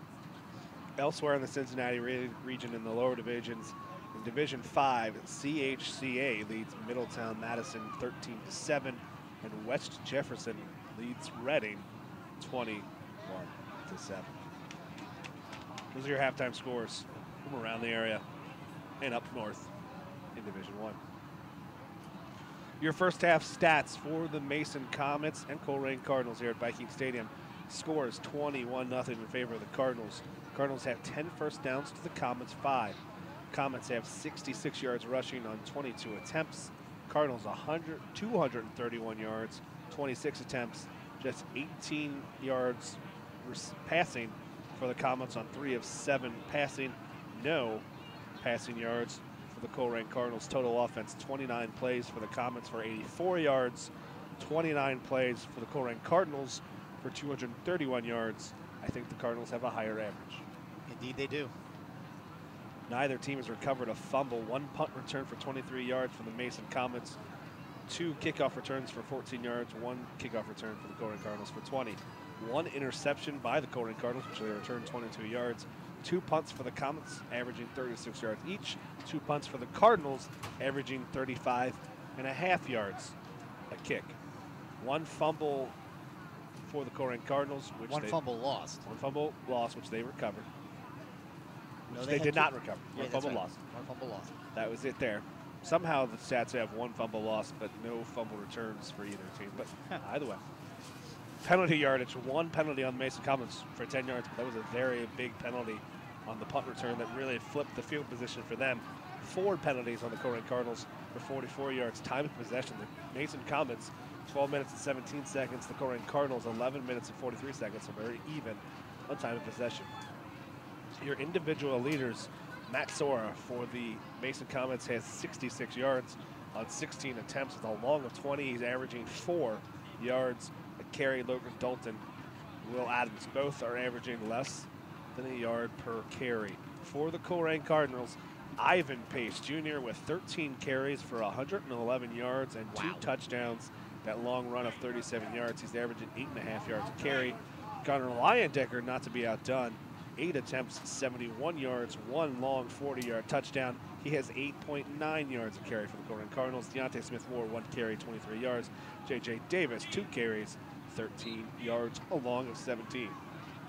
Passing, Will Adams is 3 of 7 for 18 yards and 1 interception. Gunnar Leyendecker 0 for 3, and he wants that one back. Javon Hicks had an 89-yard touchdown he just dropped. Receiving, 3 different receivers with a catch. 1 catch for the Comets, Austin Croyd, Tanner New, Caden Niehaus, all with 1 catch, none of which was over 8 yards. Lawson Sandusky, 2 punts, 71 yards, along with 42. Reed Naglick, 2 punts, 72 yards, along with 46. 1 punt return for Matt Sauer for 23 yards. No punt returns for the Colerain Cardinals. Kick returns, Tyree Mazel with 1 return for 10 yards for the Comets. J.J. Davis, 1 kick return for 20 yards. Defensive stats for the Cardinals and Mason Comets. Unknown has 5 total tackles and a tackle for loss for the Mason Comets. I have no idea who Unknown is. I don't know either. Must not be in the roster. That's why he isn't in there. Camden Wood, 2 unassisted, 2 assisted tackles, 4 tackles for the Comets. Cole Pierce with 4 tackles, and Jake Ratcher with 3 tackles for the Comets. For the Colerain Cardinals, we said he was playing as a man on a mission these past couple weeks. Dan Bowden, 8 first-half tackles, including 1.5 tackles for loss. Ivan Pace, not to be done with his offense, he's showing his defense. He has 6 total tackles, 1 for loss. Luke Bolden with 6 tackles. Deshaun Pace with 4 tackles himself. Scoring summary at the 10-11 mark of the first quarter, Gunnar Leyendecker on a keeper went 40 yards. Chris Mangold field goal kept a 5-play, 69-yard drive that took just under 2 minutes. 7-0 Cardinals to start the game. Ivan Pace Jr. would take the next touchdown, just 4 yards for the touchdown. It was a 4-play, 63-yard drive that took 1 minute and 19 seconds. And at 6:38 mark of the first quarter, the Cardinals were up to a 14-0 lead. And then right before half, the 1:33 mark, Ivan Pace Jr., 37-yard touchdown, capped a 7-play, 68-yard drive that took just under 3 minutes to score. 21-0 Cardinals. Chris Mangold added extra points on every attempt. And that brings us to our halftime score here at Princeton High School Viking Stadium, Pat Mancuso Field. Your Colerain Cardinals 21, the Comets and Mason 0. Well done, Brandon. Missing Dad this week, but did a fantastic job. We would like to thank normal contributor Brian Wyatt for his input on the emails and YouTube chat line here live on wearecolerain.com. He has effectively killed the chat because his intelligence level. He comes into a room and everybody else leaves. So the clock reached triple zeros. We're getting ready to start the second half here. Once again, Mason won the toss and they deferred. So they will get the ball to start the second half, trailing 21-0. Kind of the keys to the second half, for me at least, for Colerain defensively, they just got to keep doing what they're doing. They're playing at such a high level, and they're doing such an excellent job holding Mason scoreless here in the first half. Offensively, the Cardinals just need to continue to plug away with what they're doing. You know, give credit to Mason's defense. They really turned it around in the second quarter there. So, and, so you were telling me your keys for the defense, keep doing what you're doing. Keys for the offense, keep doing what you're doing. Well, what do you get? It's 21-0. I mean, right? The concern for me, if I'm, you know, if I'm Colerain, is the penalties, right? Because there's been 2 personal fouls, there's been a face mask, there's just some sloppy things that you want to try and avoid that could play a factor later in the game. Tyree Mazel and Matt Sora back deep for the Comets. Interesting to see what the Cardinals do here. They've kicked 1 deep, they popped up 1 short, and then they accidentally kicked 1 out of bounds. What do they do here on the opening kickoff in the second half? Mangold approaches it, and second half is underway. It's kind of a line drive kick, and it's caught right at about the 22-yard line, taken up to the 30, out to the 35. And that's pretty much the case as it is every week with every kickoff. Opposing team's going to start off right around the 35, and that's exactly where Mason will get it. First down and 10 to start the second half. Yeah, Tanner New tried to find a seam there, the up back who caught it. And he just couldn't get free. Good tackle in open field by the Cardinal special teams. Thanks again for joining us here live. If you're listening or watching on wearecolerain.com, this is Chris Himanitis with Brandon Wyatt and Mike Rourke in the booth tonight, bringing you regional semifinal action. Fakes the handoff. Will Adams keeps it, runs around to the left side. He's going to pick up about 5 yards on that first down run. Pretty simple, direct play there. Nothing too fancy. Just a read option on the keeper by Will Adams, and he shows his speed up the middle. And we saw that play early in the first half, but he tried to go outside, and Ivan Pace got him for a 7-yard loss. This time, he smartly tucks it inside and picks up 5 yards on the first down. So it all comes down to halftime adjustments. Let's see what this Mason offense is going to try and do. Gives the handoff to Matt Sora, and there's a tackle in the backfield for a loss. No, they're not going to say he was down. Wow. He spun around, stayed on his feet. Matt Sora has some fantastic balance. He really does. Dan Bolden had him tackled in the backfield for about a 3-yard loss. He spun around, stayed on his feet, and gets back to the original line of scrimmage. It'll be 3rd down and 5. Yeah, Dan never let go, but to your point, his knees didn't touch the ground, and Matt he kept moving, like I said. Dan Bolden is playing outside of himself right now. Yeah, he really is. And watching the matchup between him and Sora is it's a tremendous treat. So here we go. In the backfield now. Will Adams fakes the handoff, rolls, looks to his left, passes it. It is intended for, and I'm not sure, it looks like the catch was made, or are they saying it was incomplete? So what they're going to say is number 88 on the pass, Christian Hutchinson, he caught it. If we get another look here on Waycross, he caught that flood pattern as he was going out of bounds, but he didn't secure the catch until his body was on the out of bounds line. Therefore, even though he caught it, it's incomplete. No, they're going to say it just bounced off the replay. No, that bounce was incomplete. Take away everything I just said there.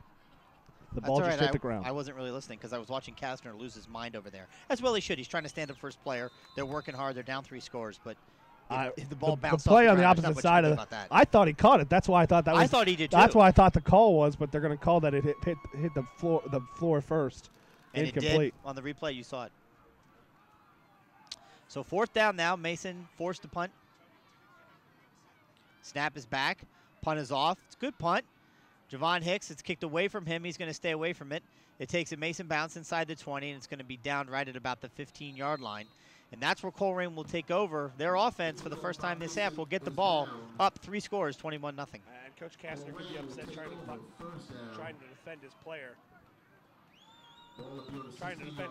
But according to Tony Suarez, the man in the booth for Waycross, that ball did more than likely hit the ground from his the carpet. Okay. Well, again, it's one of those things where we talked about it early in the game. If you're Mason, you're down 3 scores. You're certainly not out of this game. By no means are you out of this game. Very still much in this game. When do you start doing the kinds of things that maybe you're not overly comfortable with? There's the replay. You can see, oh, yeah. He tried to get his hands underneath him, but didn't. And that's why this is a big series for the Comets. There's fakes the handoff. Gunnar Leyendecker keeps it, runs around the right side. He's got some room, and he's going to try and make a few guys miss, and he does. He's still on his feet. He's got one man to beat. Let's see if he can get by him. He takes it all the way down. Still on his feet. Unbelievable. Gunnar Leyendecker cannot be taken down. Still on his feet. He's into Mason Still on his territory, feet. And he's going all the way. Still on his feet. He lost the ball. Let's see what happened here. He takes the ball inside the 5-yard line and fumbles it, coughs it up, and Mason recovers inside their own 5-yard line. So what would have been an unbelievable run by Gunnar Leyendecker. Well, it was an unbelievable run regardless. Cut the ball back upfield, cut it across the other way, cut it back the other way, and then he goes 82 yards. Unfortunately for Gunnar Leyendecker, he needed to go 84 for a touchdown. The ball is stripped at near the goal line. Comets recover. They take over at their own 5-yard line. That has got to be, I mean, I'm sure Gunnar is sick to his stomach, having taken it all the way down that far and then losing it. He's at least out of breath. He went on one side of the field, back across the other side of the field, to the other side of the field, back across the other field, stand on his feet, and fumble the football. Let's get to this play real quick here. So 1st down and 10 for the Mason Comets on their own 5-yard line. There's a handoff to Sora. He's got it, and he takes it out past the 10, all the way up to about the 12, maybe the 13. We'll see where they mark it. At the end of that play, as Gunner's coming off the field, his head is held low. He's trying to get pepped up by his guys, and we saw exactly what we'd expect to see. Tom Bolden walked right up to him, put his arm around him, patted him on the helmet as if to say, hey, forget about it. It's done. It was a great run. We let it go. We'll get it back. So that was a 7-yard run on first down. So 2nd down and 3 for Mason. There's the handoff once again to Sora. He spins in the backfield. He has got such great balance. Dan Bolden again had him on the backfield. He spins off, catches himself with his hand, falls forward for Mason Comets first down. Yeah, very, very impressive. I mean, Dan Bolden has done what he's in the backfield. He tackles him around the ankles, but Matt Sora's balance just stays on his feet and falls forward for the first down. And once again, give credit to the Mason defense, never giving up, chasing down Gunner on that last play for Colerain. I mean, he was 2 yards away from the end zone, and they could have quit, and they didn't. So as a result, they stopped the score. They turned the ball over again, get it back, hand off one more time to Sora. He takes it around on a speed run. He fumbled the football, and the Cardinals are on top. Well, there's another turnover, and I'm not sure this has become a turnover fest here, but the defense for the Cardinals now step up and give the offense the ball back inside the 30-yard line, and that's where Colerain will take over. And Luke Bolden, I think, as the Cardinal comes up with it, we see another replay. Just a stretch play to the left of the defense. He's got a good space, goes there, but Eric Phillips gets a hand on him, knocks the ball loose. Yep. Luke Bolden went from complaining about being held from behind to recovering the football on that play. Cardinals take over on the Comets 25. So great play for number 9, Eric Phillips, the junior linebacker. And that was all Eric Phillips. That was a good 7-8 yard play. He got a hand on him. Again, Matt Sora shows his balance, staying on his feet, but as he's going to close on the tackle with his other arm to make the wrap up, he punches the ball out, and the Cardinals recover. First down and 10 at the Mason 17-yard line. It's the 25. No, Scoreboard's wrong. Yep, you're right. So there's the handoff to Ivan Pace right up the middle. He's going to make one man miss, and he's going to go into the end zone untouched. Touchdown, Cardinals!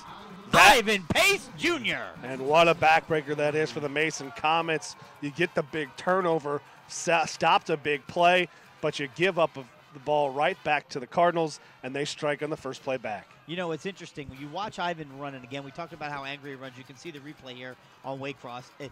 It's a very different style than Matt Sora. They're both very effective in how they do it. So it's a real treat to be able to get to see both these young men kind of work their craft in their own special way. The Ponting with the snap. Martini with the hold. Good hold by Martini. Mango gets the kick up, and it's good. And at the 8:57 mark of the third quarter, it's the Colerain Cardinals 28. Mason Comets 0. And I'll tell you what, Nick Martini, is that Nick? I thought it was Sandusky. I think it was Lawson Sandusky on the hold. No, that's Martini. Oh, was it? Okay. Yeah, that was a good hold because that ball was snapped to the right of him. He had to almost pull it around back in front. I just can never remember. The Martini, they're twins. They played basketball. One no longer plays football. The one is the holder. Yeah. I don't know if that's Nick who plays. There's the holder. I can't remember. A Martini twin. Won the hold, made a fantastic play on that extra point. We don't have the holder on the depth chart? Yes, the holder is not on the depth chart. Oh, well, I will get with the coaching staff, and we'll get the holder on there.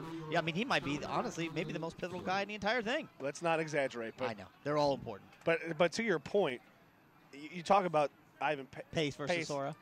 You know, Sora brings this kind of balance, this hard nose. He's still going to put his head down and go. He's still going to put his head down and go, but he's got such balance, and he can make things happen in open space. Yes. Ivan Pace is the opposite way. He's just going to go right through you, power, speed, power. He's more of a one-cut guy, right? And it's really kind of a pretty runner, but a hard-nosed runner, kind of more of a balanced attack than really just pure power from Ivan Pace. Quick score update here. We just got handed this from Adam Baum of the Inquirer. X is up 28-7 over Sycamore. Onside kick attempt for the Cardinals is just brought in. Mason recovered the ball at the 44-yard line. So trying to see if they could get the Comets snoozing a little bit and did a little pop-up. Nice kick. Unfortunately, the Cardinals just couldn't quite pull it in. So it'll be first down and 10 for Mason at their own 44-yard line. Trailing 28-0 against this Colerain defense that has just been, again, they've now gone, they've gone, 6 quarters without allowing a point in playoff play. 4 wide receiver set for Mason. So here's where we start seeing things a little different. They're just trying to spread out the defense because they're handing the ball off to Sora. He takes it, stays on his feet. He needed 10. I think he got 8. So good run by Matt Sora. I mean, he's going to have well over 100 yards by the end of this game, but it's a lot of running in between the 20s, and there's a very high flag thrown into the air. Obviously, this official here saw something he did not like. And we have a dead ball personal foul against Colerain. That's the 3rd personal foul against Colerain tonight. Yeah, it was awful late. And it was incredibly late. Both teams weren't even next to each other. Yeah, no one was close to each other, so he must have said something to the referee. But 15-yard penalty on the Cardinals. Well, and as any good referee should do, he's come to the sideline. He's explained to Tom what it was and who did it. So he knows. So Coach Bolden knows. Unfortunately, it's going to cost Colerain 15 more yards in penalties, and it's going to take Mason all the way down to the Colerain 38-yard line. And just by the substitutions here, I'm going to say the penalty was on Luke Bolden because he's coming out of the game. I'm guessing so. Oh, yeah. Daddy Bolden is not happy with son. Snap is back. Will Adams looks to pass. He throws it deep across the middle. It is caught and into the end zone. Touchdown, Mason. Their first points of the night comes on a 38-yard touchdown pass by Will Adams. Austin Croy on the post pattern. It looked like Sincere Jones thought he was going to get safety help underneath by Deshaun Pace. So he kind of gives the inside to Croy, but Pace is not there, and Austin Croy's in for 6 points. Good play call, good execution by the Mason Comets to put some points on the board, and I don't know what this is. It's the muddle huddle. Okay. And now they're going to reset and come over. Why? Explain to me why you do that. You don't know? I don't know either. Sorry. It's like when those teams, they line up and then they fake running to the kickoff and then run back. Okay. I never understood it. Okay. Snap is back, hold is down, kick is up. And it's good. And at the 8:31 mark of the 3rd quarter, it's the Colerain Cardinals 28, the Mason Comets 7. And again, kudos on the great play call for Mason to do that. But, you know, so two things happen on that series. One, you give him a gift of 15 yards that you shouldn't have done. Shame on you. And then at the same point, you know, you tried to get the pooch kick, you know, maybe get it early, you know, surprise there. That didn't work out. So not the greatest defensive series for the Cardinals, but they've done enough this game that they could afford to make a couple of mistakes.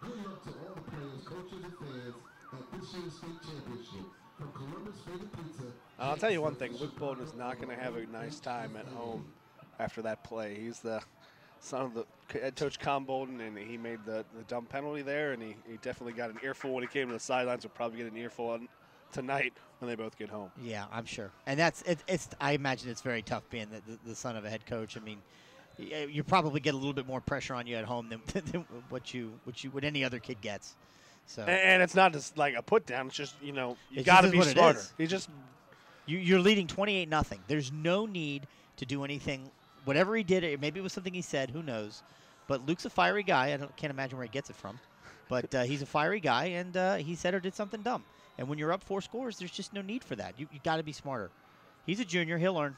Comets will kick it deep. J.J. Davis will take it about his own 7-yard line. Takes it up to the 10, to the 15, makes a cut to the 20. 25, still on his feet. He's going to be tackled out of bounds right at about the 25-yard line, and that's where Colerain's offense will take over. 1st down and 10. Now with their 4-touchdown lead cut to 3, maybe you think Gunnar Leindecker's got another big run in it maybe, and hold on to the ball this time and take it outside of the last possession where they got the ball off the turnover, and this might be one of the best starting field positions.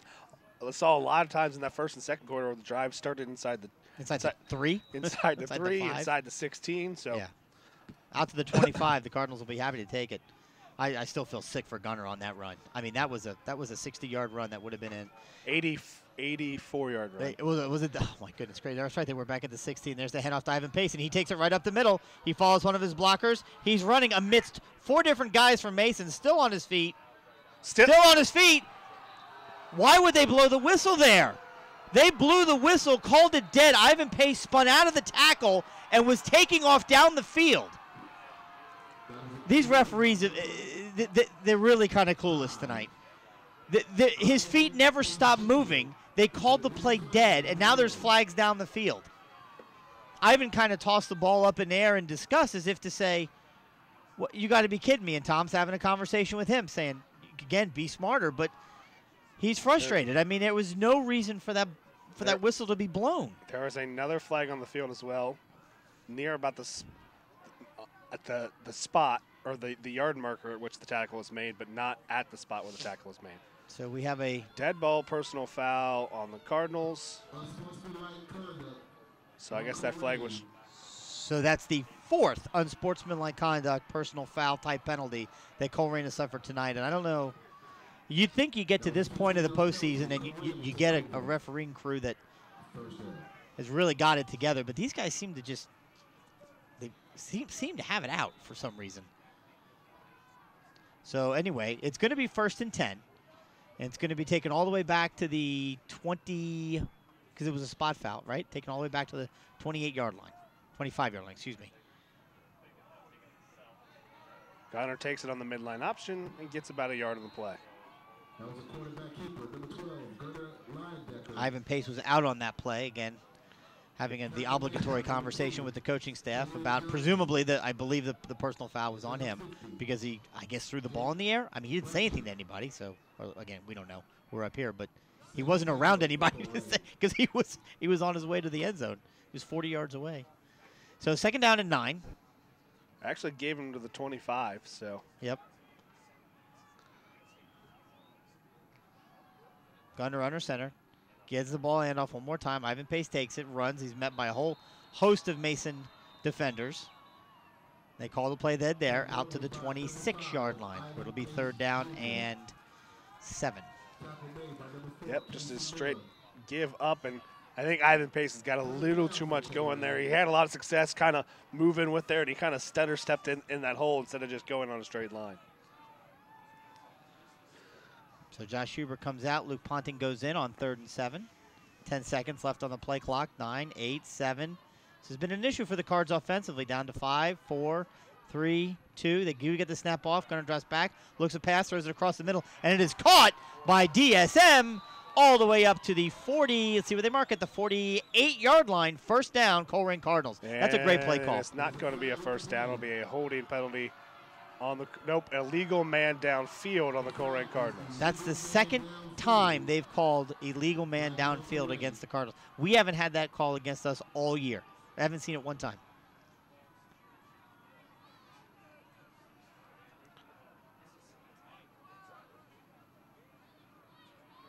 Must have been a point of emphasis for the refs coming into this game because, like you said, 2nd time we've seen it tonight on the Colerain Cardinals. So now the ball is back. It's a 22-yard line. Yep, it's a 3rd down and 11 now. Cardinals just can't seem to get out of their own way. This game is not over by any stretch of the imagination. 6 minutes left to go, up 28-7. There's a pass out, caught by J.J. Davis. Let's see if he can make a couple of guys miss. He does. Plants his foot, but good tackle by number 50. Not before he picks up the 1st down. That's right. J.J. Davis turned on the Jets and got the 1st down. And we get another look. Watch on this replay on Waycross. Watch number 6, Deontay Smith-Moore, get ahead of this play.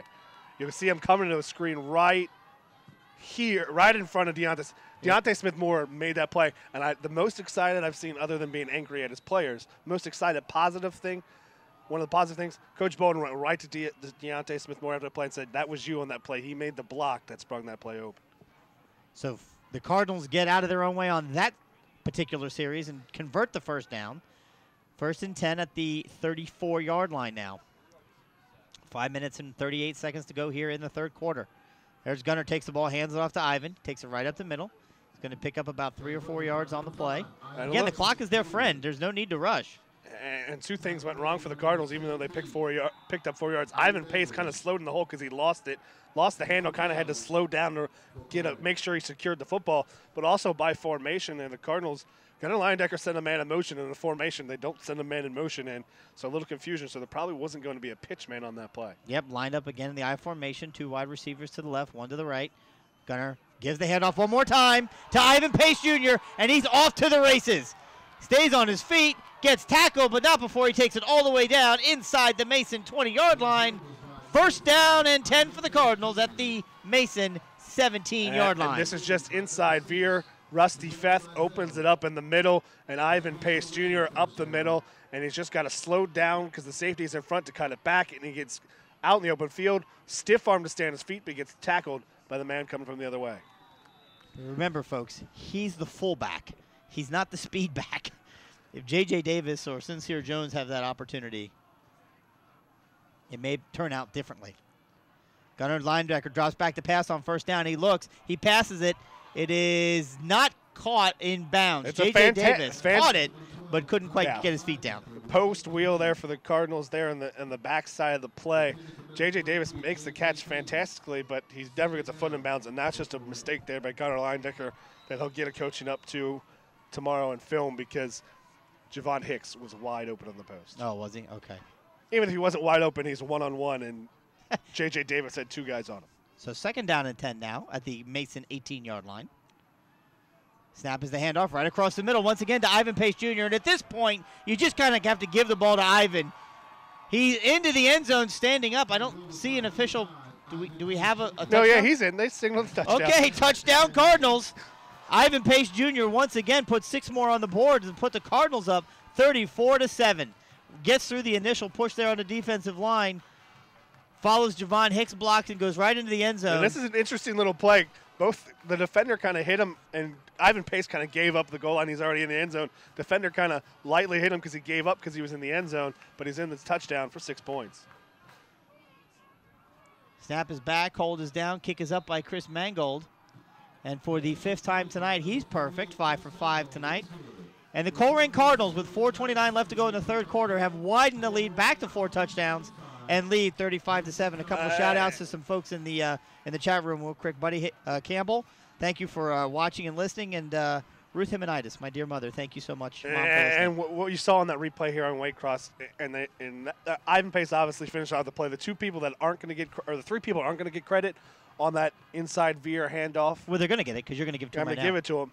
The strong side off the offensive line there, Ace Aaron Schwender and Rusty Feth double team the defensive tackle. So Ace Aaron Schwender, the center, sophomore center. Rusty Feth, the guard, double team the interior lineman, take him up. Ace Aaron Schwender comes off up to the second level. TJ Ganella from the tackle position comes down, veer blocks the linebacker, and it allows Ivan Pace to walk in, literally walk in untouched. Untouched to the end zone. So despite the penalties, I say this because we heard from earlier, Kennedy Cook, his dad, one of the offensive line coaches, can tell you, they work on that all day in practice, all day in the summer. That play side, double team the interior, veer block to the tackle up, and open up the space for the option, the fullback for the touchdown. So Mango gets his foot underneath it. It's another pop-up. It's going to be caught right at the 35-yard line. Tackle made by Colerain. It'll be first down and 10 for Mason at their own 35-yard line, trailing 35-7. Brandon, are there any score updates? You try to do some digging now, see what we can find? St. Xavier has opened it up. They lead 28-7 over the Cincinnati Sycamore Aviators. Is there another Sycamore that I don't know about? Not in Cincinnati? I know you're reading off a tweet, and some of the statewide Twitter accounts. Thanks for giving more credit than I deserve. I just messed that up. That's fine. All right, first down again. 3 wide receivers split now wide. Fakes the handoff. Will Adams throws it deep down the middle of the field. There's an open receiver, number 5. It is incomplete over his head. Not by much, though. This is what we'd expect to see. This is that time in the game where you trail by 4 touchdowns. You expect to see Mason try and open it up a little bit. That was a nice throw by Will Adams. Just a little too long for the intended receiver. Tanner Canoe was there. Javon Hicks hit him as he was going to catch it, but the ball was just overthrown. But it goes incomplete, and Cardinals aren't going to like that. That's something they'll have to prove next week if they hold on here. So 3 wide receivers, 2 running backs in the backfield. There's a speed pitch, or excuse me, a rush by number 5, Ivan Pace. Forced Will Adams to throw that ball a little bit sooner than what he wanted to, and it's going to fall incomplete, so it'll be third down and 10. And it's a good play call. Will Adams and the Comets have what they want. They have the Cardinal defense suckered up going to throw a screen underneath it, but Ivan Pace's pressure just gets to him, and he can't get a good throw, and it falls incomplete. Cardinals bring out their dime package, so J.J. Davis will come in as a extra safety. Dan Bowden and Luke Bowden will Dan Bowden and Ivan Pace will slide down to defensive ends. Luke Bowden and Eric Phillips drop back. Deontay Smith-Moore comes in as your middle linebacker. Rusty Feth in as the nose guard. So Will Adams drops back, looks to pass. Massor drops out, tried to be kind of involved. He's got plenty of time because of that dime package. Here comes the pressure. There's a pass deep, and it is caught by number 5 of the Mason Comets, Tanner Canoe. It'll be a first down, Comets. And kind of shame on the Cardinal defense for letting that ball get over their head and let him get behind him. They brought that package in, and that was a 2-man rush, drop back 9 in coverage. Ivan Pace playing defensive end, drop to cover like this, the flat safety valve. Scramble around. If you give anyone that much time, someone just going to make a small mistake, and Tanner Canoe gets wide open and over the top of Javon Hicks, and he picks up the first down. All the way down to the Colerain 29-yard line now. Under 4 minutes to play. There's a handoff to Sora. Oh, no, he faked it, kept it himself to Will Adams. He's going to pick up about 2 yards on the play. It'll be second down and 8.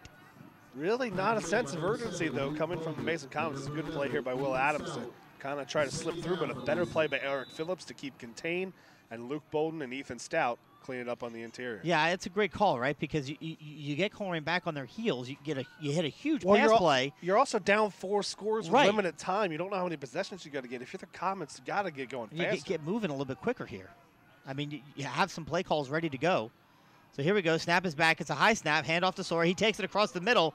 Good opening moves. He's still on his feet. Picks up enough for the first down inside the Colerain 20 down to the 18-yard line where it'll be first down and 10.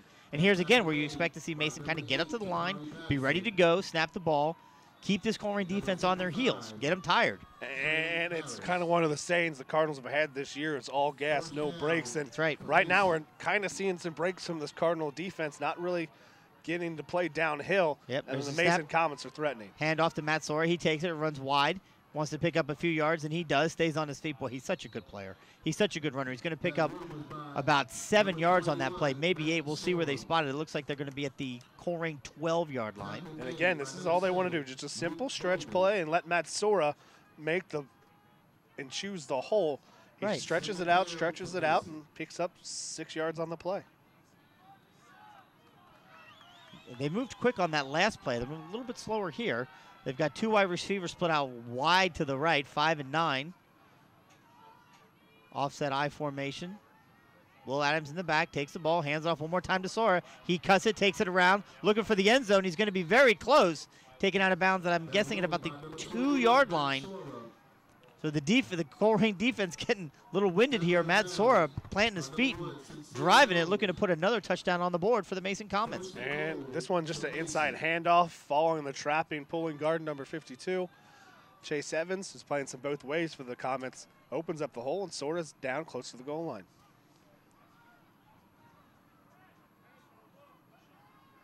So first down and goal at the 2-yard line for the Comets. There's a snap back to Will Adams, hands off to Matt Sora. He takes it, lowers his head. Still not in. He did not get in. I think he got it down to about the 1, but the Colerain defense once again stood up. Taj Robertson on that and prevented him from getting into the end zone. Just a simple handoff again, hat on hat, try to power through. Cardinals hold Sora up, and he's just short of the line to gain. Great call there, or a great video capture by our Waycross team right on the goal line. So now it's 3rd down and goal. Been here before. 2nd down and goal. Excuse me. 2nd down, hands off, lowers his helmet into the end zone, touchdown Mason. Hard to hold out a running back like that for the entire game, and he's really shown it here in the 3rd quarter where he's had a chance. They were trailing by 4 touchdowns, and now at 35-13, extra point pending, they're going to pull it back within 3. Yep, just hat on hat, going to push forward, and he doesn't get much, but he doesn't need much, and he falls into the end zone at the goal line for 6 points.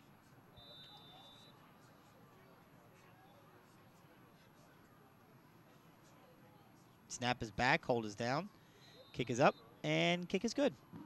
So with 1:24 left in the 3rd quarter, it's Colerain 35, Mason 14. Part of the challenge of for the defense, and this may sound a little silly, is that they've been out on the field, it seems like a lot, because when we get the ball offensively, it's either been, it seems like at least, it's been a 3-and-out or huge run plays that end up resulting in a score within 4 or 5 plays.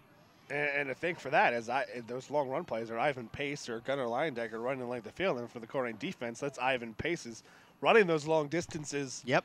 And then having to turn around and play defense. The hazards for the Colerain Cardinals of playing players both ways, but depth issues forced that hand for the Cardinals this season. But the Cardinals still have a 3-score lead with just over a minute to play in the third quarter. Got to expect here that Mason might do something here, onside kick, pooch kick, try to make something happen here to keep momentum on their side. You would think so. You put 2 touchdowns up on the board here in the third quarter after being shut out in the first half. You've definitely got some momentum. There's no doubt about it. Outscored Colerain 14-7 so far this quarter. Not many teams can say that in any given quarter against the Cards defense this year, no doubt about it. Cardinals expecting the onside kick here. Yep.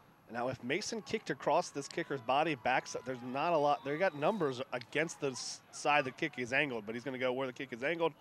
Onside kick, recovered, still on his feet. And what's the number there? That's number 7, Luke Bolden, who recovers the onside kick. And if not for the shoestring tackle there, he might have returned that kick.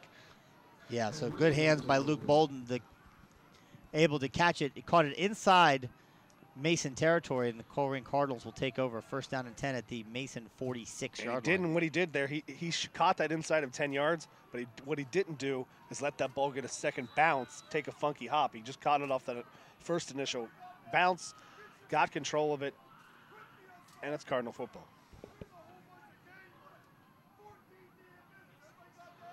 If you can't hear it on the field mic right now, Coach Cutright is not happy with his defense. There's a handoff to Ivan Pace, takes it up the middle. He's going to pick up about 3, maybe 4 yards on the play. That is Deontay Smith-Moore in at fullback, so they're giving Ivan Pace a blow here, giving him some rest here. I'm sorry, who's on that carry? Deontay Smith-Moore. Oh, yep, you're right. That's a 6, not a 5. He's also, again, about 4 inches. I told you about the size. 4 to 5 inches shorter, about He's 20 not that much smaller than Ivan. to 34 pounds lighter. They're all in pads. So Deontay Smith-Moore in at fullback. Takes the ball, takes it across the middle. Going to pick up a few more yards on the play. It'll be 3rd down and short. Call it 3 yards. Line to gain. And again, just a simple handoff fullback up the middle. Deontay Smith-Moore gets it. And that's kind of the difference there between Deontay Smith-Moore at the fullback position and Ivan Pace. Those ones you think Ivan Pace kind of powers through. Deontay Smith-Moore might be able to run away, but not try to break through there. Cardinals dummy motion trying to get the jump off sides. Yep, that was J.J. Davis in motion there. Under center, Gunnar Leyendecker takes the ball, fakes the handoff, keeps it himself. Going to lower his head. He's going to be short of the 1st down. He's going to pick about a yard or 2 on the play. So this is an interesting call for the Cardinals. Really, I mean, I guess you could punt here. They'll have a long time to think about it because that is the last play of the third quarter. And after 3 quarters of play here at Princeton High School Viking Stadium, it's your Colerain Cardinals 35, the Mason Comets 14.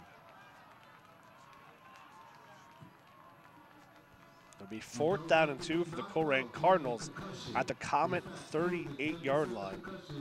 I mean, obviously, you're too far away to attempt a field goal. You got to feel confident that you can get the 2 yards on 4th down, but if you don't, you turn the ball over and give Mason fairly decent field position, although it's really not that much better than some of our kickoffs have been. So, got to believe they're going to go for it here. They do that muddle huddle. Every offensive player kind of out there, not really trying to give away if the special teams is coming out or the offense is staying on the field. So Colerain, 12 minutes away with a 3-touchdown lead, 12 minutes away from earning a right to go back to the regional final in Division I for the first time since 2015. Of course, that was DeShante Jones' senior year at quarterback. It was a great run all the way up to the state semifinal, where they eventually fell to a very, very good Huber Heights Wayne team. But that was a real good season, and looking to try and replicate that. So on 4th and 2, the Cardinals will send their offense out on the field, and it's the 2 Boldens out on the field at fullback. Ivan Pace in the back. 2 yards to go. Let's see if they can get it. There's the snap. It's a handoff to Ivan Pace. He takes it, follows his blocker, stays patient, gets the first down, and takes it all the way down to the 31-yard line of the Mason Comets. First down, Colerain. And by formation, everyone knows where it's going. But when you have Rusty Feth, Taj Roberts, H. Aaron Swender, Luke Ponting, Bolden, Ivan Pace, it's almost impossible to stop a 2-yard gain at that point. So first down and 10 for the Cardinals at the Mason 31-yard line. Again, just into the fourth quarter with a 35-14 lead. I formation, gunner under center, takes the ball, hands it off once again to the fullback. He's going to take it up, pick up about 4 yards on the play. So good run by Ivan Pace Jr., who Deontay Smith-Moore on the fullback carry. Yep, Ivan, I think, is done at fullback. No, I guess 218 yards and 4 touchdowns is enough. Well, that's also night. You give him a series off. Make sure, because at this point, if you're Colerain, you think you've scored enough points if you trust your defense, and that's what he's going to put more faith in the defense to hold. Yep. I formation, fakes the handoff to the fullback, pitches it to Sincere Jones. He tucks it. He's going to lower his helmet. He's going to get it out to the, let's see where they mark it. Where are they? Out to the 25-yard line, 26-yard line? Coach Bolden not happy with that spot. He wanted it close to the 24. They're going to mark him about the 26. They say he stepped out of bounds before he got past the 25-yard line. And that's not a good spot at all. No. He didn't step out of bounds until the 26-yard line. Yeah, that's a bad spot. With the replay you see there on Waycross. So 3rd down and 5 at the 26-yard line. Colerain not getting any fair treatment tonight from the guys in stripes, it seems. 4 seconds, 3 seconds, 2 seconds on the shot. There we go. Drops back. It's a long pass out to number 3, Josh Huber. He's got it. Makes a man miss. Cuts up. J.J. Davis still on his feet. Cuts it back. Cuts it back. Into the end zone. Touchdown, Cardinals. J.J. Davis. He's fast. And he's in for 6. And that's exactly the kind of play call that you'd like to see made, where J.J. Davis is able to plant his foot and make people miss. He is a special player. Just a simple bubble screen. Get your playmakers in space. Josh Huber with a fantastic block out ahead. Gets J.J. Davis in space, and then he makes the rest of the Comets myth, cutting back, splitting defenders in the land of 6 for the Cardinal touchdown. 41 points on the board for the Cardinals now. Mangold on for the extra point attempt. Kick is up. Kick is good. And at the 10:46 mark of the fourth quarter, it's your Colerain Cardinals 42, the Comets of Mason 14. So not that far off of what the score was in the first time these two teams met. It was 36-10, however, in that game. Chris Mangold, the offense kind of sputtered a little bit. Again, didn't have Ivan Pace that game, and you can see the difference that it makes when you've got your full complement of players. Chris Mangold kicked 3 field goals in that game in the first context. So maybe tonight those field goal opportunities got turned into touchdowns. So great run by J.J. Davis. You saw it there again on the Waycross replay. Now there's a couple score updates. Clinton Massey leads Valley View 28-20. Way to go, Clinton Massey. Running clock now in St. X. They lead Sycamore 37-7. And Middletown Madison has turned it around. They were down 13-7. They now lead 35-13 over CHCA. Wow. That is a turnaround. Love to hear some of those scores from Reading has turned it around in their game. They now lead West Jefferson going into the fourth quarter. Look at that. Trotwood running clock now on Dayton Dunbar. Chris Mangold's got the ball lined up at the 40, getting ready to kick off. Gets his foot underneath it, and it's a low line drive squib. Bounces at about the 20, picked up at about the 14. Taken up to the 20, the 25. Uh-oh, a man is loose. Taken down. See who was the man on that tackle. That was number 1, Sincere Jones. Touchdown saving tackle. The returner got through the initial wave and takes it out to the, let's see where they mark it. Looks like out to the 43-yard line. So it'll be first down and 10 for the Comets at their own 43-yard line. And Tyree Mazzell just kind of takes it on a hop, waits patiently for his blockers to set up, and then he finds the gap in the Cardinal return coverage and gets a big gain. And I know he's a soccer player, but man, Chris Mangold was really lost on that play. It's the safety. he got twisted and turned. Good thing Sincere Jones was able to make sure nothing got by him. Snap is back to Will Adams. There's a flag thrown. It is over the middle. Nearly intended for number 5. Nearly picked off by Jakari Patterson. That flag came out pretty quickly. So I got to think maybe it's some sort of formation or motion penalty. I'm sorry. I won't make that joke. Okay. Did you know what I'm pointing at? No, I missed it. Okay. Yeah, it's an illegal formation on the Comets, and we'll repeat first down. The line judge who threw his flag, as he's explaining to the head judge what the call is, right? He immediately lifted his arm and pointed towards Colerain. It's almost like it's just been his natural inclination all night to point towards wherever the cards are. But he fixed it and pointed towards Mason. So 5-yard penalty against the Comets. First down and 15 now, back inside the 40, their own 40.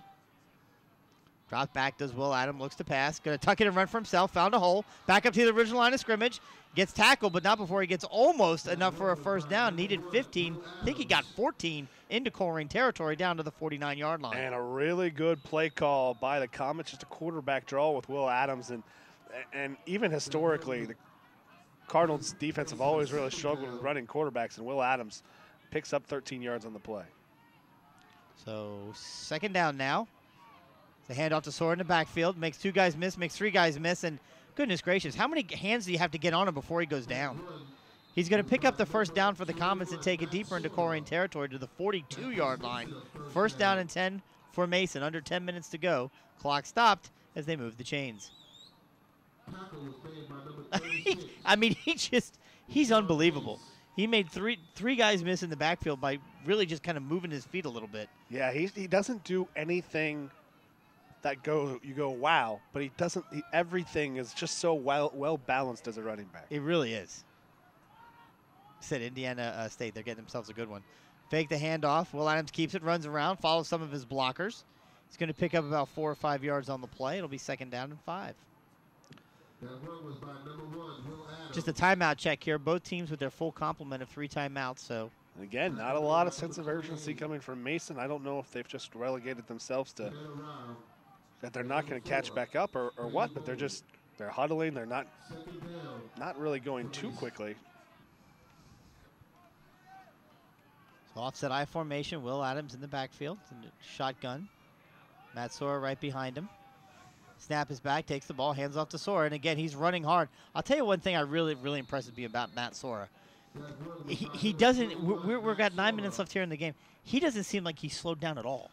No. I mean, there's no sense of him looking like he's got heavy feet when he runs. And if not for a really good tackle here by Jakari Patterson, he's got a big gain. He gets a moderate gain. No, excuse me, that's Sincere Jones with a good tackle. Got him where you need to get him, at his legs. Take his legs out from him, that way he can't run. So third down and 2 now.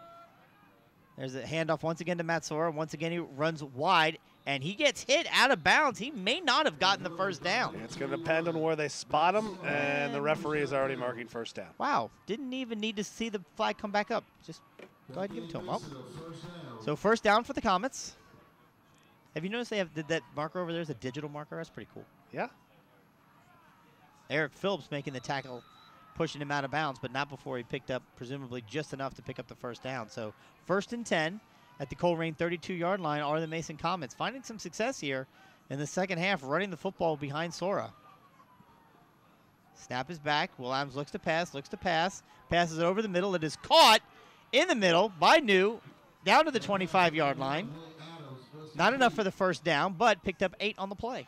A good tackle by Deshaun Pace in the open field, but Will Adams showing why the University of Dayton gave him a football scholarship offer. Patiently sits in the pocket, finds this cross over the middle.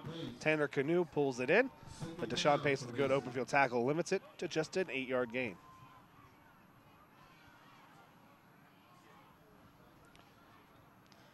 The 2 wide receivers on either side, or excuse me, 2 running backs on either side of him in the backfield. In the shotgun, Will Adams drops back, looks at the passers, pressured by the Cardinals. He escapes all of it, stays on his feet. He's on his horse, and he's headed to the end zone, but he's going to be hit and knocked down at about the 2-yard line. But great Great escapability by Will Adams, and Mason is again knocking on the door to put another 6 points up. Really, really good play by Will Adams. Cardinals bring the blitz. Dan Bolden up the middle. Deshaun Pace from the outside. He steps up in the pocket, gets underneath it, and if the Cardinals blitz, there's no one there underneath. He finds the open space, and a big hit here at the end by Sincere Jones. So on the 2-yard line, he passes it. Tackle is missed. Intended for number 5. He reaches for the end zone, and they're going to give him the score. Presumably, he wasn't down before he reached the football into the end zone, and Mason has put another 6 points on the board. I don't know what is it. We get another look here on the replay. Tanner Canoe catches it. Cardinals, just by formation, missed him. Canoe stays on his feet, stretched it out, and gets the ball across. So great escapability by Canoe to get that ball into the end zone, staying on his feet. Extra point attempt, third one of the half. And we talked about them picking with the pace, and they did on that play, and that's what as the kick is up. And it's good, and at the 7:25 mark of the fourth quarter, it's the Cardinals 42, the Comets 21. And we talked about trying to pick up the pace, and that's exactly what happened on that play. They picked up the pace, and by formation, the Cardinals rushing their goal line defense on the field forgot to cover Tanner Canoe. He's wide open. I don't even know if that was the original play call, but Will Adams smartly sees that Tanner Canoe is not covered. Cardinals recover in time to make contact with him, but Tanner Canoe makes a good play to fall forward into the end zone for 6 points. Sean Cutright is having a conversation with Eric Phillips on the sidelines. I'm not sure what he saw or didn't see, but clearly he's not happy. And by the way, Sean Cutright is out there in a short-sleeve shirt and shorts, and it's like 30 degrees. He's in a hot jacket. That's not even an actual, like, jacket. That's one of those jackets the coaches wear in the summer. Yeah, right? I mean, he's nuts, but it's cold out there. Anywho, so, Brandon, is this an issue of the defense maybe beginning to tire out here a little bit? It's definitely what it is. The defense is tired. You can see Ivan Pace is kind of a little heavy with his breathing there on the sidelines, and it's just I don't know. You can't say that you just so much is going on. This game, so much scoring has really dragged this game out, and the Cardinals just trying to fight their way out. Well, we got a flag. Another onside kick attempt by Mason. And they were offsides. Ivan Pace was going to catch that on the fly and attempt to run it back for a touchdown. Oh, nobody was in front of him. No. Assuming Ivan has enough gas left in the tank that he can make it, put another 50 yards up on his already very impressive rushing total. So a 5-yard penalty. The Comets will now try the onside attempt at the 35-yard line. Why not, right? Got to try to I can't imagine. Well, I guess there's two ways to go about the onside kick, right? You can kick it really hard, like he's doing it, in the hopes that it bounces off of somebody. Or you pop it up a little bit and hope that you give your up men a chance to get down there. So now he drops back like he's going to kick it deep. Comes up and does exactly that. He kicks it deep. Back is J.J. Davis, catches it about the 18-yard line, takes it up to the 25, the 30. Following his blockers, going to try and cut back inside, and he does. Takes it up to the 45-yard line, stays on his feet, and takes it out to about the 47-yard line. And there's yet another flag. And that was J.J. Davis got an extra 7 yards because the Mason Comets kind of held him up trying to strip the ball there. A little exchange of words after the play, and it looks like the Cardinals are celebrating like it's on the Comets. Well, Colerain already suffered from 4 personal fouls tonight. And watch this play here on Waycross after the play here. J.J. Davis is tackled about the 40.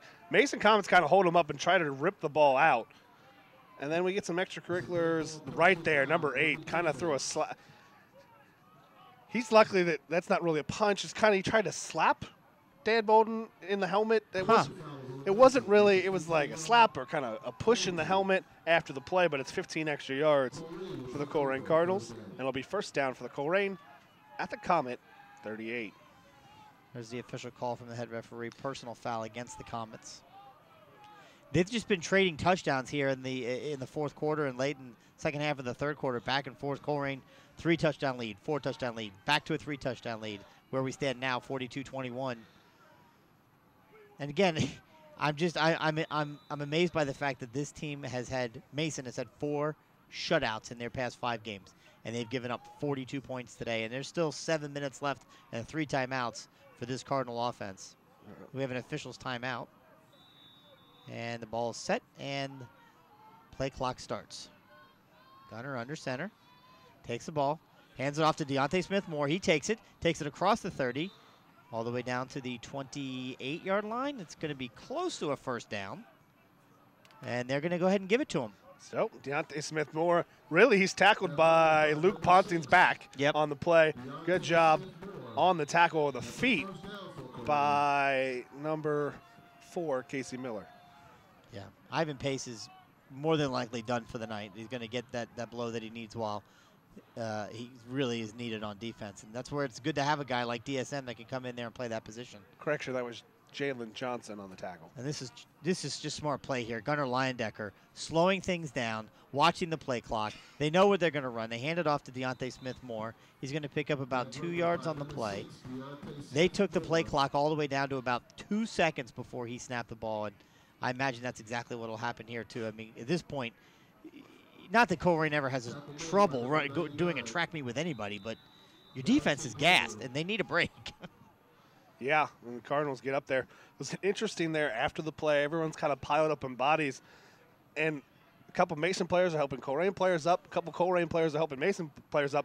But both teams, the guy getting helped up, thought the opposing team was kind of coming after him at the play until they realized they were just helping him up on both sides there in that play. Interesting after the play. I formation, ball snapped with 1 second on the play clock.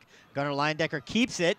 He's going to get enough for the first down inside the red zone all the way down to about the 16-yard line. So great play call and execution by the senior captain, quarterback Gunnar Leyendecker. And again, it's the inside veer. He keeps it on here, and he could probably make the play to the outside, but he cuts it inside, seeing the safety commit to the outside, cuts it back, and picks up the first down.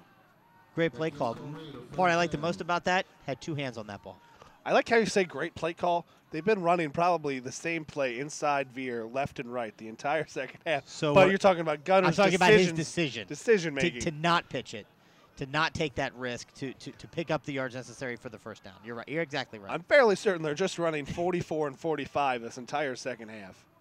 There's the handoff right over the middle, and they just got that play off. I don't see a flag. Sprinkling in probably 40 and 41 give, the midline options, but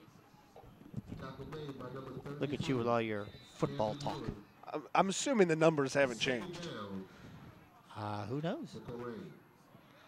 So they're trying to literally milk this clock under 5 minutes to go here in the game, up by 3 scores. They'd love to milk this clock and put one more touchdown on the board, maybe give the ball back to Mason with under 2 minutes to play and really just end it at that point. Just a fullback give again. And Mason knew it was coming.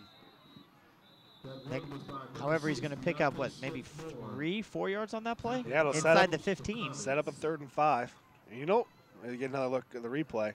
Just a straight handoff, and that's not even an option play. Nope. That was just a fullback trap there on the play. So 3rd down and 6. And you know what we haven't seen tonight? We haven't seen that little toss sweep, 16 and 17 to the outside. We haven't seen that at all. And we also haven't seen a counter. What we will see is the Cardinals take this play clock all the way down to 1. Yep. 4, 3, 2, 1, and the snap. There you go. It's a handoff once again right over the middle. Keeps it all the way down to the 5-yard line. Needed 6 for the first down. Got about 9. So it'll be first down and goal. Deontay Smith-Moore, DSM, puts the Cardinals in a great spot to put this game away. And again, just the inside veer play. And fullback does a good job following that veer block down to double team by the guard and center up to the second level of the linebackers. Find some space. And really, him having to slow down to follow his blockers is the only really reason he got tackled. He kind of had a lot of space, but contained inside that box. Got a linebacker under center, takes the ball, hands it off once again to DSM, lowers his shoulder, takes it down to about the 2-yard line. Clock continues to run, 3 minutes and 20 seconds left to go in the game. 3-touchdown lead for the Cardinals, 42-21. They'll bring the Bolden package in. They'll bring an extra tight end. And number 63, John Hudson. They'll bring in the Boldens at fullback. Deontay Smith-Moore will stay in a fullback. And I'd like to just need to see Deontay get one here. He always seems to come in, get them to the goal line, but he never gets in for 6. Yep. See if he can finish the drive for the Cardinals here. Let's see what they can do now. 2nd down and goal at the 2-yard line. Gunner right under center. Players set, down, watching the clock, snaps the ball, gives it to Deontay Smith-Moore, and he takes it into the end zone for the Colerain touchdown. Deontay Smith-Moore, 6 points. Cardinals on the board again. Their 7th touchdown of the night against a team, again, that has shut out 4 of their last 5 opponents. Well, that will ice the game. With 2:40 left to go, even with 3 timeouts, really can't see Mason finding a way to come back at this point and get enough points to score. So what we could probably safely say at this point is we don't know where the game will be at, but we know the kick is up and it's good at the 2:41 mark of the 4th quarter. It's the Colerain Cardinals 49, the Mason Comets 21, and we don't know where, but we do know that 7:30 next Friday night, the Colerain Cardinals will be playing the St. Xavier Bombers again in the regional final. Well, it's the game everybody's been pointing to. It's the number 1 and number 2 teams in the city.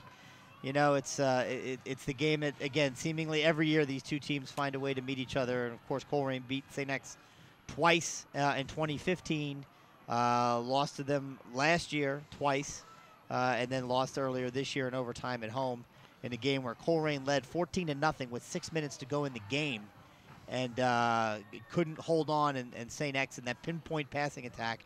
And that's what we're going to see next week, and that's something that this defense is – they're going to have to switch gears very quickly off of the running of Matt Sora and get ready for the pinpoint accuracy throwing of Chase Wolf and that Bomber offense. And that game is final, 37-7. The Bombers defeat the Aviators. Yeah, we talk all the time about, you know, or Chase Wolf is mentioned all the time in that offense, lots of points and blah, blah, blah. Don't overlook that Bomber defense. They're still very good. Again, only giving up 7 points to Sycamore tonight, and that was on maybe Sycamore's first series, at latest maybe their second. And then they shut him down the rest of the way. There's a squib kick caught at the 30-yard line, taken up to the 35 by Mason. Tacklers are there, still on his feet, out to the 35, the 40, the 45. No whistles, finally have it. Looks like they're going to take him down, but not before he gets all the way out to about the 48-yard line. So good return for Mason. The referee's getting in there and trying to separate out the kids a little bit. I'm sure there's some frustration setting in for these Mason seniors as they know their season is about to come to an end. But you know what? They didn't quit. They came out in the second half. They had great adjustments, down 28-0. Came back and have scored 3 touchdowns here in the second half. And they've done some things to this Cardinal defense that Colerain hasn't seen or had done to them in quite some time. 2:32 to play. See what the offense decides to do here. Snap is back to Adams. He takes it, he rolls, he's looking to throw, and he does, and it is incomplete. It was intended for number 9. He went one way, the pass went the other. You know what I'd like to see from the Mason Comets right here? I know you want to fight to the end, but it'd be nice if you gave your senior captain a kind of a curtain call here. You gave him a handoff and then substituted him out and gave Matt Sora, who's been a very special player for the Mason Comets, let him get the recognition to deserve the senior in his final game. Yeah, I agree.